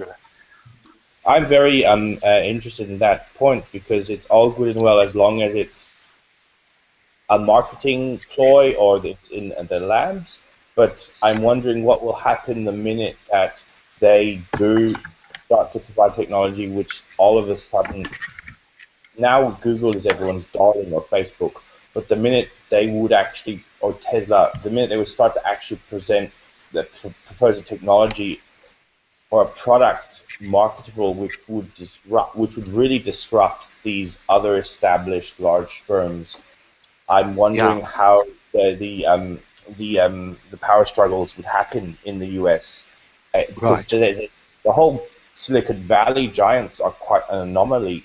Working as a consultant for these, big fours, essentially normal corporations cannot innovate. They hire consultants because the organizational memory they need. So these KPMG people are essentially just hired for their knowledge banks. And Google instead has done something quite strange that you're mentioning. They get money with ads, but they have all these other ambitions. So it's going to be interesting if and when it actually starts to really impact. Like, there's all this paranoia about, jobs, mass unemployment due to automation. Sure. I mean, isn't Uber a kind of test run? The kind of social controversy about Uber. I mean, isn't it exactly on the lines you're saying, really? Where it is, yeah, to an extent, though. But Uber nonetheless still requires human drivers to drive. So a taxi driver still has to drive. They are partnering with Tesla now to do automatic cars. They've invested to do automatic cars. However, again, it would be,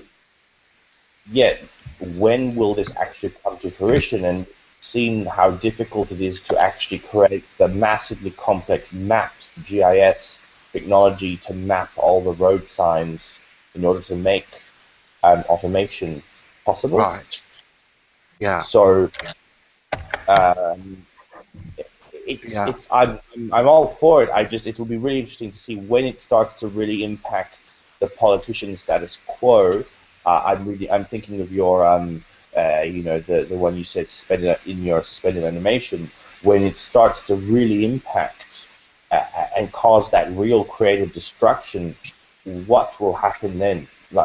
I mean, it seems to me that Silicon Valley still, at least as a myth, we can talk about how realistic this is, but there's a very important cultural myth that it has a carte blanche to disrupt the hell out of the whole economy with only minimal constraint. Now I'm not saying that is in fact the case.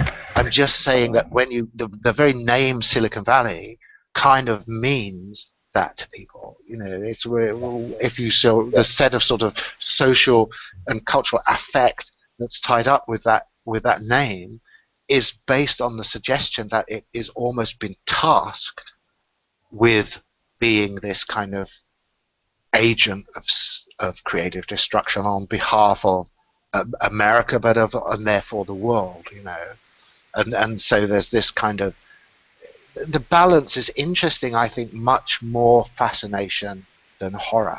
I mean, of course, there's a lot of people all around the world who will give you the horror side, but if you really look at the way people talk about and think about Silicon Valley, I think there's more fascination.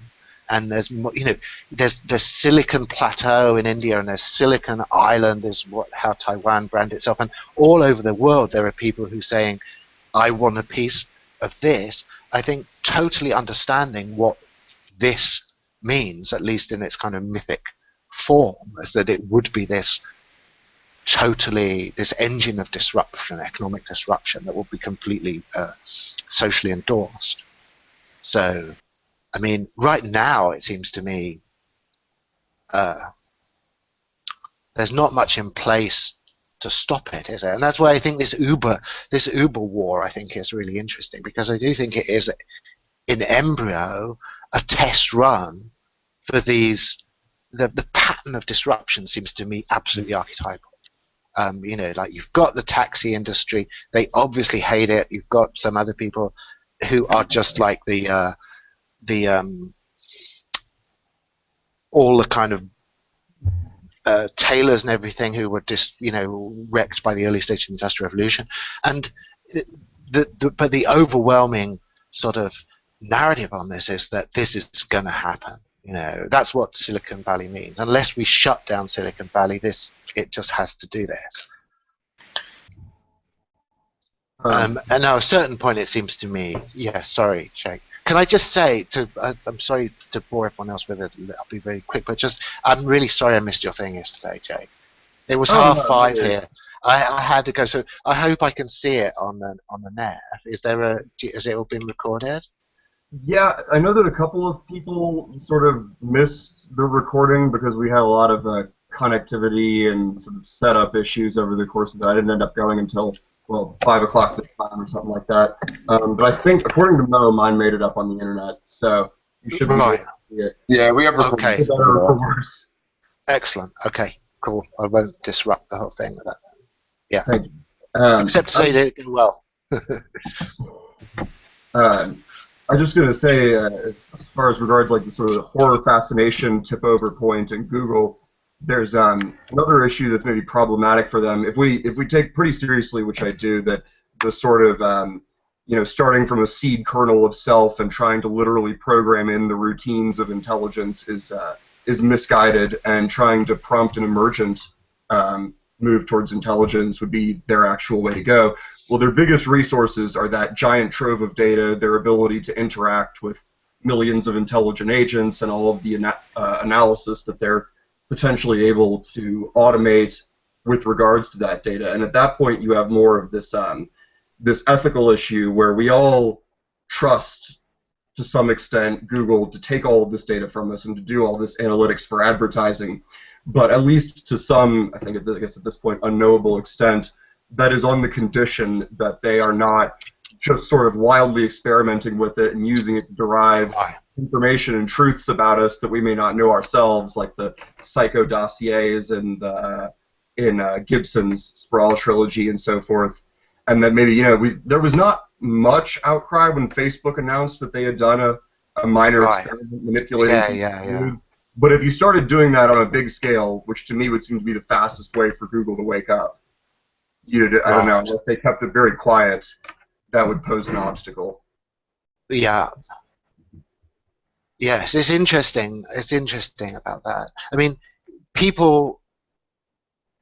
I guess it's just because it's, talking about this as a threat scenario, it's so outside human sort of evolutionary expectations, isn't it? Like, we've adapted to a threat is some guy with a big stick in his hand approaching you at high speed, or some fanged animal coming at you out of a bush. It's, to talk about these kind of informational envelopment issues as being a real threat that can trigger some kind of visceral response is something that we're just not built for. So it requires cranking people up to quite a high level of abstraction just to communicate what is being meant by this as a menace that should be taken seriously, isn't it? Yeah, and it's kind of interesting that it seems like, if we're talking about like on a visceral level, being able to react to semiological threats as a threat, to sort of intelligent manipulation as a threat, it seems like the sort of online ideological everyday warfighting communities, whether it's on the right or the left, seem to be, at least in my experience, the ones who are most likely to see something, class it as a semiological threat to their commitment to their ideology, their trauma, or whatever it is, and sort of evaluate things that way. It seems like an interesting artifact of adaptation to Twitter and to these ideological debates. Yeah. Yeah, and I guess that you could play that either way, in the sense that, is it that those sort of extremely conflict-oriented marginal constituencies are sort of breeding these kind of John Connors for the future, or is it rather that they're showing that the whole capacity for threat response is a kind of a manipulable, a sport-type activity, a kind of tribal conflict that is that once you're analyzing it at the appropriate level is absolutely non-threatening. That it's easily manipulable, that it's a set of kind of primate responses that any intelligent antagonist would be able to predict and route around and manipulate without any serious difficulty. Because, I mean, for instance, and I hope in saying this doesn't sound like I'm just being one-sided on it, because I think it tends to be a one-sided discursive thing, but this whole language of triggers, which I think is actually totally bipartisan. I mean, everyone has their triggers, and they're kind of highly politically motivated, definitely are all triggerable, and they just have a different set of triggers. But as soon as you call it a trigger, you're really saying it's been pre-enveloped by some behavioral analysis in which it is at least virtually manipulable, isn't it? I mean, for someone to say this triggers me is actually to really express enormous vulnerability in this context, because it's just to say, look, this is how you manipulate me. I mean, this particular semiotic engagement will push me in a certain direction and produce certain predictable responses. You're placing yourself into the lab almost yeah, definitely. Deliberately by doing that. Pushing your buttons, your trauma types are your easiest interface to access.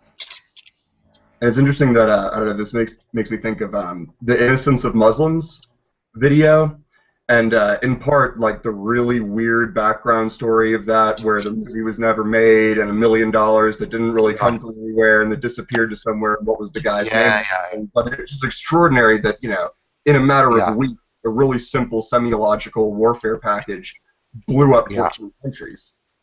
Yeah.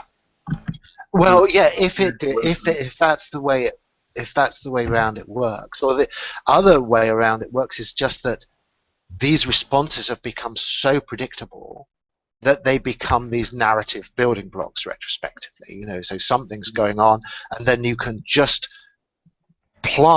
insert your narrative straight away by saying, oh, this set of triggers would have done this and did this and activated this bunch of people, and so this is what we're trying to explain, and so this is what we need as a story, because I'm assuming, I mean, this goes down the rabbit hole obviously quite a lot. But if we're talking about the Libyan issue, wasn't it, where I think retrospectively people know was whatever was going on there was a piece of complex geopolitics. It wasn't a overexcited protest response to one of these cultural triggers, certainly in the short In Benghazi term. specifically, yeah, that definitely seems to have been the case. So that definitely seems to be some kind of retrospective narrativization of something that's just convenient, and everyone will believe it. And because these triggers work, in both directions, everyone gets triggered to a point of irrationality, and no one can see what is actually being done there. Yeah, which would kind of lead back into that issue of unethical experimentation as well, because the way to get better at that, to test this and to turn it into an actual, non-ex post science, would be to, experiment on people deliberately. Totally. Now, I mean, it's like interesting. Is it really imaginable that isn't happening? Sorry, let's just me put my tinfoil hat on for 1 minute here and just look at a company like Twitter.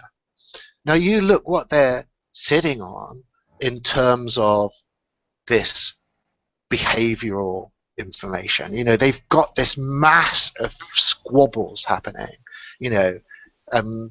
Trillions of bytes of data every day about what is triggering who and upsetting who and causing certain process of factionalization and alliance, and they get protests coming in saying that people should be banned or thrown off the network. I mean, this is a massive amount of data about human political behavior and manipulability.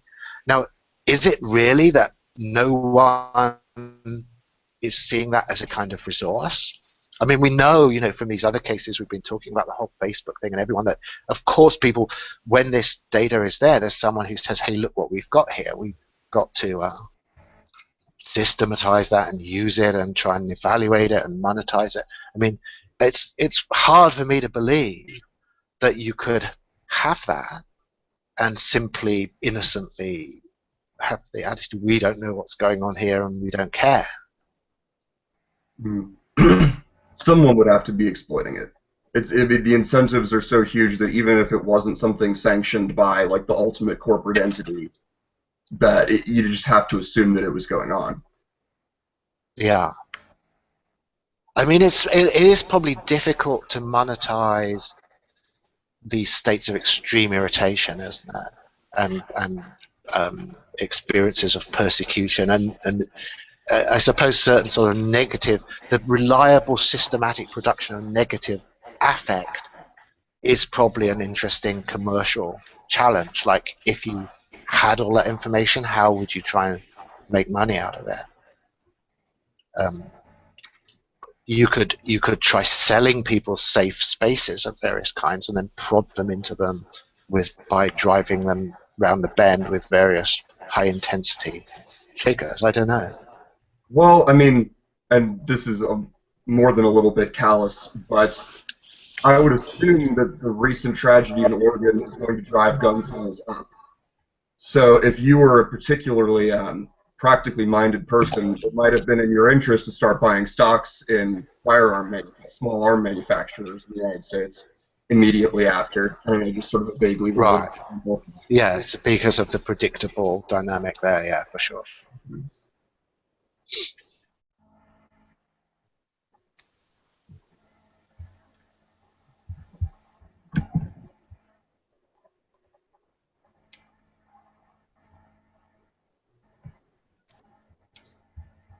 I've got a question about what he says here in the future of human insecurity, that how would a global bureau tasked with and seriously committed to the protection of human interests against a strategically competent synthetic agency formulate the problem it's dealing with? And then you say, would this problem be anything other than the challenge posed by capital to scientific socialism, exotically restated? Right. You saying that scientific socialism is committed to the protection of human interests against strategically competent capital? Is that what you're? Yeah, I mean, this is, as I say, the sort of surreptitious political economy agenda that I sort of said I try and keep locked in a box with the rider that locking things in boxes is what the whole course is about and how difficult that is. But I think we're sort of actually talking about exactly this issue when we're talking about it's not reducible to the question of the corporation as an AI, but it's certainly intersected by this. Like if you say, so okay, we're sitting around our war room here and we say, look, what resources have we got? What are we actually drawing upon to deal with this problem? Have we come across anything like this before? That's really the question. What have we seen before that is like this, and which we can sort of therefore draw upon certain resources? And I think that is the history of capitalism and the responses to corporations, the responses to these catalytic, automatic, emergent processes, the unexpected sort of I think if I say productions of intelligence, I may be sort of making things too easy for myself there. But in all of this, the history of regulation is, it seems to me, the framework that you would then apply to this AI thing. All the way down from macroeconomic regulation down to specific microeconomic regulation of corporations. You're basically, you have a tradition of trying to control some extremely competent, intelligent entity and harness it to your definition of human or collective interest. So that's one way that you can run this. The other way, as I say, that you'd run it is to say that coming from a certain quite fundy Marxist point of view, you just say, isn't all this scare about artificial intelligence just people being freaked out by kind of ultra capitalism at its horizon of creativity and unexpected weirdness, and instead of using that vocabulary, which has been sort of ideologically discredited, instead it's driven into this strange Silicon Valley friendly AI vocabulary, but actually it's talking about exactly the same thing. It's the same topic of conversation, but it's just been driven by a certain series of political and cultural processes down this particular avenue. And so we find ourselves talking about this because, for various reasons, we aren't able to have this more traditional conversation about it.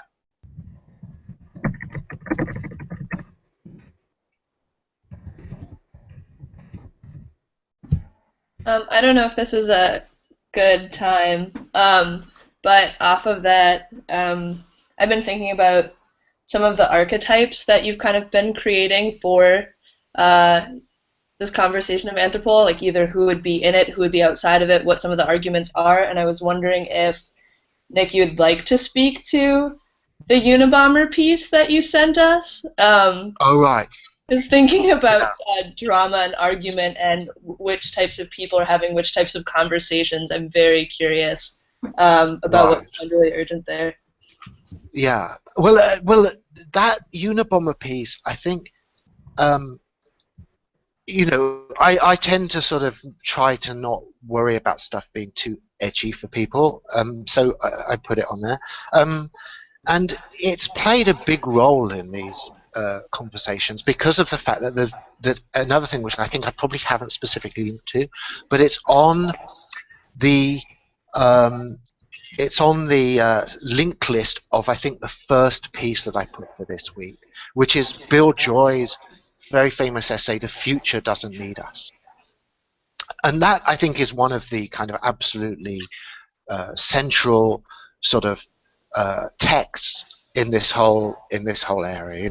If you had an Anthropol reading list for its kind of new as new recruits, I'm sure that Bill Joy piece would be on it, which is to try to take these things seriously as threats and as menaces, and to basically counter what Bill Joy sees, and obviously the Unabomber sees, as a completely uncritical, naive Silicon Valley boosterism of all technological possibility. And Bill Joy himself does this kind of edgy, and I think actually I would say brave, commendable move of saying, look, you should take this Unabomber manifesto seriously. I mean, the guy's tactics are obviously absurd. I mean, I don't think anyone anywhere thinks that whatever cause he was serving actually benefited from the fact that he randomly sent some letter bombs from a few technologists. So that seems to me, people can argue, but it seems to me uncontroversial that tactically the guy was a buffoon. But in terms of his theory, it's interesting, and it's interesting because it's so highly integrated and synthetic. He's not saying, oh, there are certain technologies or certain sort of high-end possibilities of certain of these things that are a problem. He says you've got to get down to the fundamental core of industrial civilization and see that this technological process has an integrity and individuality, even a teleology, that has to be seen as a whole. You can't sort of make these piecemeal sort of criticisms of little pieces of it. You have to understand it as a fundamental unity. So that's why I put it on there. I think lots of senior Anthropol people are going to be secret Unabomber readers for sure. A kind of sympathy.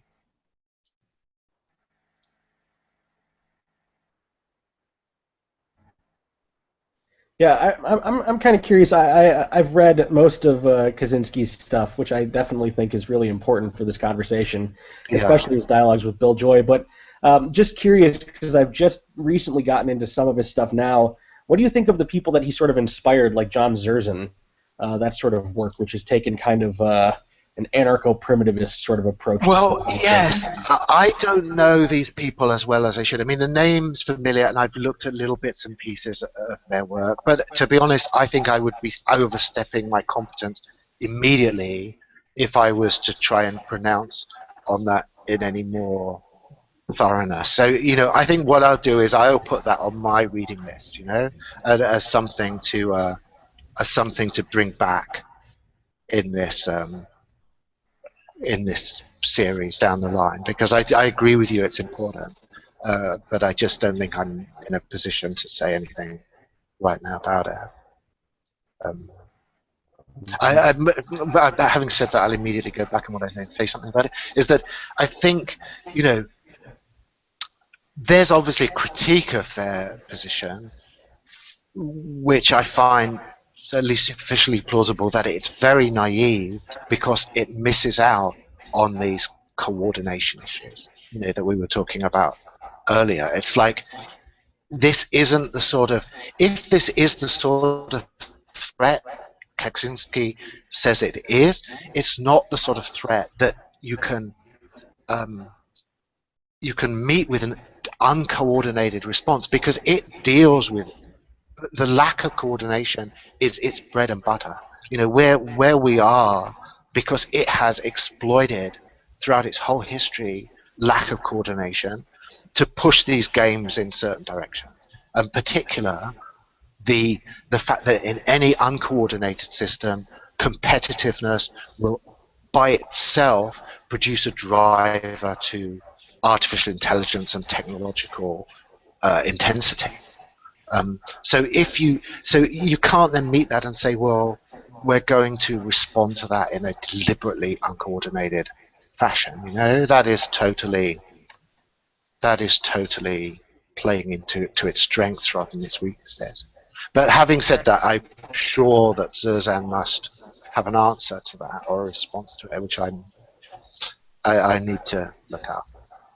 Do you have anything more that you would like to say about that? I've really just started to get into his stuff. I mean, I know that he takes a lot from Kaczynski, but from what I know, Kaczynski actually says that he fully disagrees with Zerzan's projection of this stuff, and that they've had some fundamental disagreements. So but I know that Zerzan has been very influential in sort of developing his model and in kind of influencing the sort of return to nature sort of revolution that he thinks that we need to kind of just completely abandon this and go back to some sort of primitivist lifestyle. So that's why I've been trying to read his stuff more so to kind of understand that. But it definitely seems to have a sort of naive optimism that it's trying to build on, in which it assumes that this is something that can even be possible, even if they try to think of it locally outside of a global context, which just seems impossible to even do nowadays. Right, sure. Yes.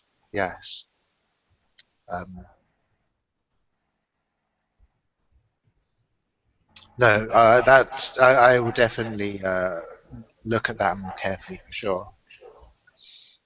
Yeah, I think I'd be interested to know. It would surprise me if Greer and Zerzan haven't had some sort of exchange at some point. So it'd be interesting to see what that is.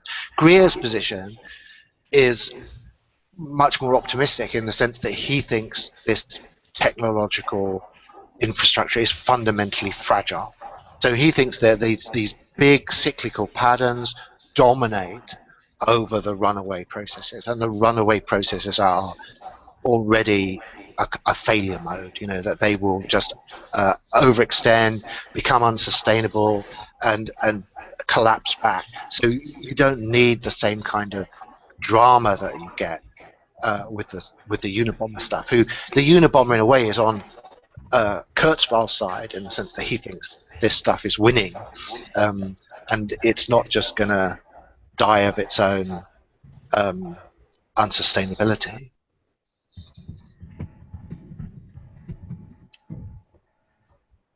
This is kind of a left fork, but just from the issue of uncoordinated agents tending towards competition, intelligence, technological advancement that you were talking about. It's interesting. I'm thinking of the beginning of Echopraxis, which I don't know if anybody has read yet. So Peter Watts's sequel to Black Light. The beginning, the vampires who have had no communication whatsoever, but are these massively modular, intelligent, autistic version of humans.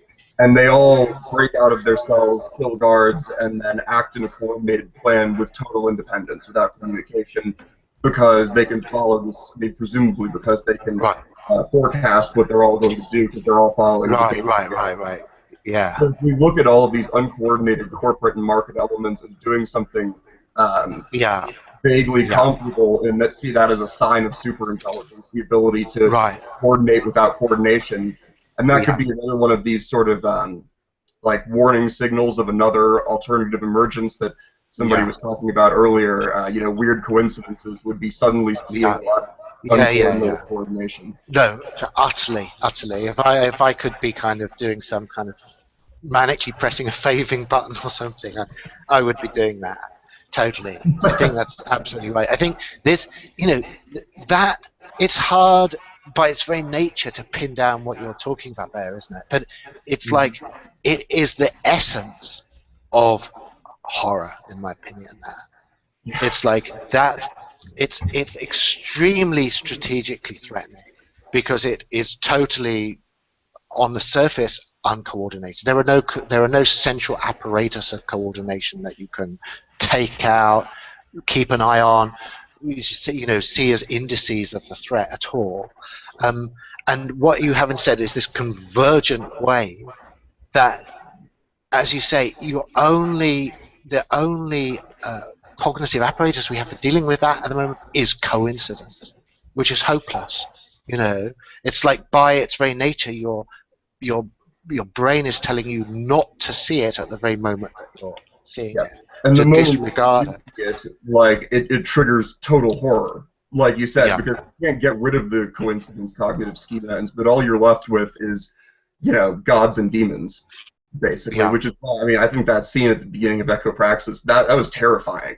honestly. The thought of all of these things breaking out and just sort of silently executing this plan that was never planned. Yeah. Yeah. Totally, and I think that's the Anthropol nightmare. Absolutely, I mean the cultural and political task of Anthropol is to take that inchoate nightmare, it can't be articulated almost by definition, resists formalization, and to persuade, make it persuasively a problem. To take it from that sort of just locked-in nightmare scenario. It's totally in this way. I'm just going to sort of push us into this dramatic, almost cinematic mode at this stage. But it's like, the way that would play out in the movie, with your lone, few heroic, isolated Anthropol people who are seeing this thing and are completely incapable of socially communicating what it is, that they're talking about. They're being laughed at, they're being dismissed. This is, I'm sure, what the friendly AI people are seeing. When they're there in front of their computers, they are that person. They are that lonely hero who sees and cannot get other people to understand this absolute terrible threat. I've no doubt that's happening. I'm not saying I've no doubt the threat is happening. There's no doubt that that's going on in certain minds. Right. The Sarah Connor thing. And that's why I say, coming back to this whole thing about the kind of relation to political economy, because this is why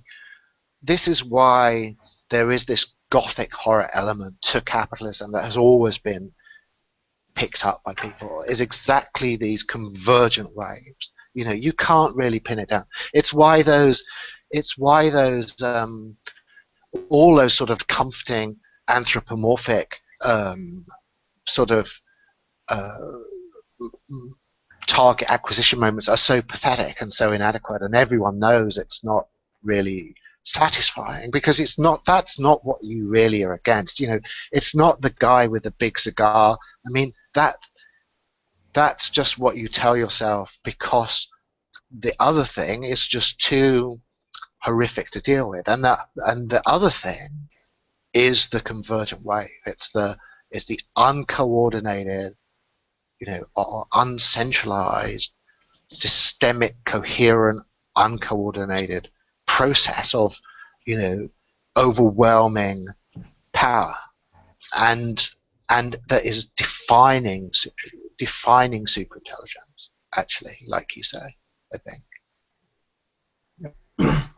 I think if that's what you're looking for, there's evidence all over the place for the emergent like collective superintelligence examples. Like once the internet is involved in things, and you're suddenly able to see like the Kony 2012 worm hit 3 million people within a few days, and kids asking their parents why they haven't been involved in this or that, haven't supported this or that politics, or things break out, get to a certain threshold in Syria, and suddenly militant groups are self-organizing themselves, right, like coming across, all of this sort of stuff. As soon as the internet is involved, you see this stuff happening like that.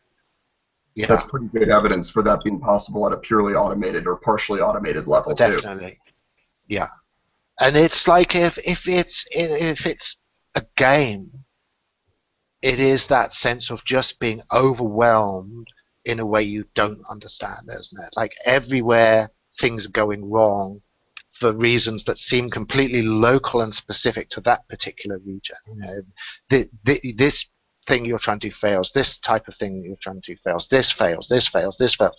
And they are all, there's some kind of ungraspable orchestration there that is giving you this this kind of hideous kind of intimation of this intelligence that you can't grasp. It's only the only thing that you're actually getting that is concrete, that you can put your finger on, is the fact that all these things are happening. These seemingly separate things are happening together, and that's all it. just happen to beat your attempts to stop something. Yeah. Yeah.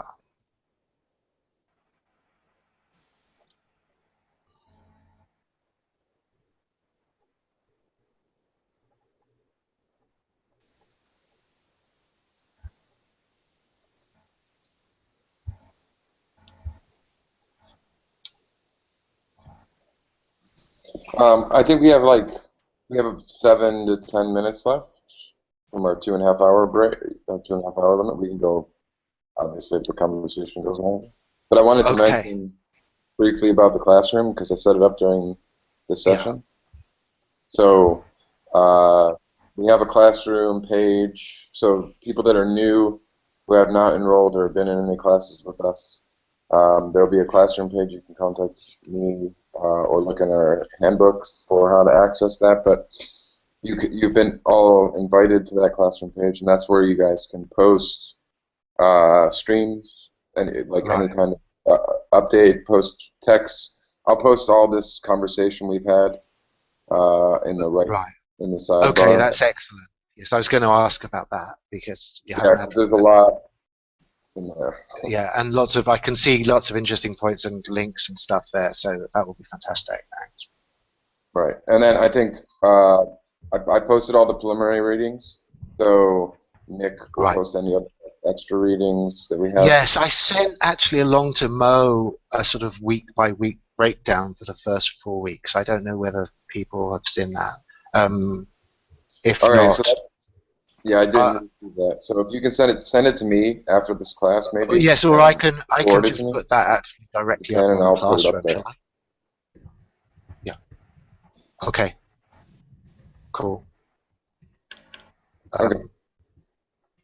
So I think that we're in this sort of time thing that it's one of those last dramatic comments thing. I mean, does anyone have anything to sort of disturb all our sleep with that they'd like to say before we?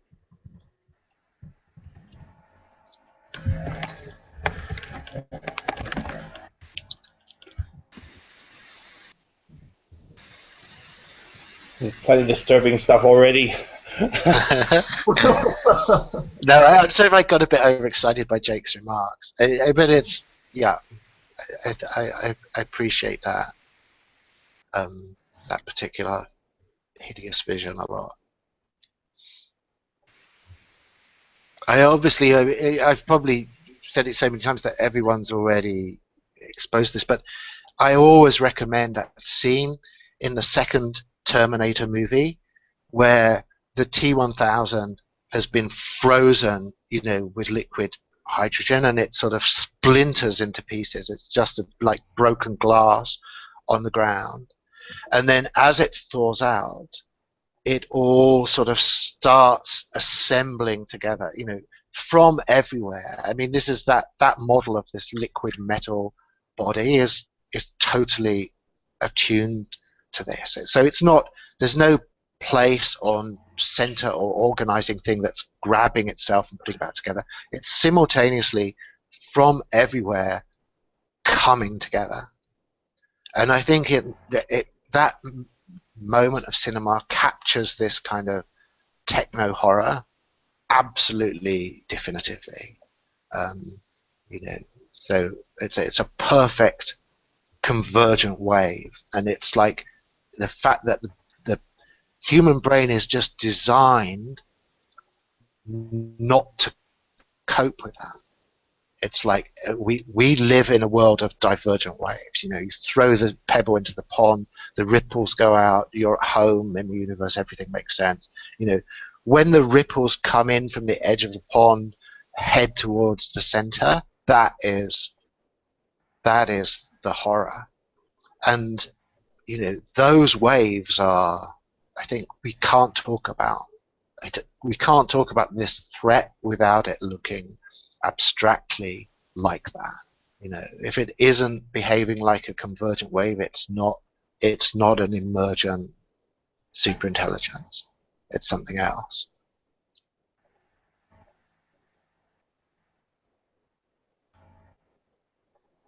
Genesis did a really good job of representing that more at the overarching level of the plot, and the way it depicts the time loops that have characterized the whole series. Like you really you don't have to do a whole bunch of insightful analysis watching Genesis to see the loops as compression waves that keep pushing back the chronological timeline for Skynet, but making it go faster once it gets here. Yeah.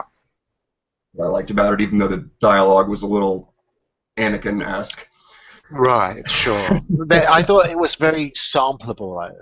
It had deep problems. I mean, I saw it myself, and then I took some other people along, and I was deeply embarrassed, thinking, "Oh my God, how do I justify the fact that I brought these people to this movie?" But actually, it's like if you take it apart, there's quite a lot of really excellent sentences and phrases in that movie that are, usable, I think. There's a sort of surprising amount of insight in it, and humor too. My horror, I think, instead, if the human security system continues to triumph and we just have the same old, and there's just this gradual decline where water becomes more and more scarce, and you'd almost want a sort of Terminator moment like Lars von Trier's Melancholia, like finally, actually an asteroid is coming. Right. And we'd all actually provide some closure. Instead, it's like, no, there's just more like Groundhog Day, Yeah. Yeah. That's almost, it's like when, going all fundamentalist again, in Neuromancer, when the Turing cops sort of first pick him up, and they basically say, like, what the hell are you doing? And he says, if this thing escapes, at least things will change. I think is like that same mentality, isn't it? I mean, like, just sort of you take the lottery ticket on this event, this completely uncontrollable, in a strict technical sense, a catastrophic event, pushes you through a threshold that you can have no idea what's on the other side, and makes a mockery of your sense of agency, because of the fact that the alternative is seen as this infinitely depressing continuity. But it's sort of quite interesting that I saw something about this recently, like, how do people on a historical continuum that's obviously undergoing, according to a lot of metrics, this bizarre level of acceleration, manage to find their way back to this state of tedium? I mean, it's quite interesting, and it's a great resource. I mean, for Wintermuth, for that thing out there, for the threat, that human psychological disposition is golden, isn't it? I mean, it just finds a few highly intelligent, techno-competent people with that ennui, that makes them willing to do a deal with the devil, and it's on. And definitely Anthropol's going to hate those people so much. So you're probably already on the list, actually.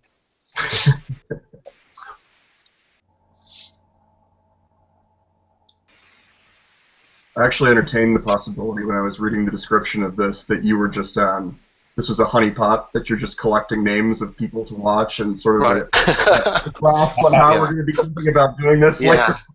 when we get to the basilisk, which in week 4, I think we're totally in this territory, that's for sure, There's another seminar center on the security, security that should be... Yes, I noticed that, actually. Looks interesting, doesn't it? Tony must know about that. Jarius Grove and Nicole Grove are doing a seminar also on security and how organization stays in this sort of beta phase. Right. Constantly prototyping. Cool.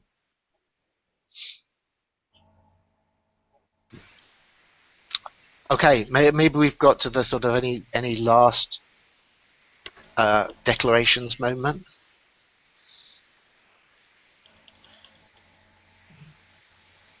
I'd like to say really, truly appreciate you guys. I think you've been fantastic.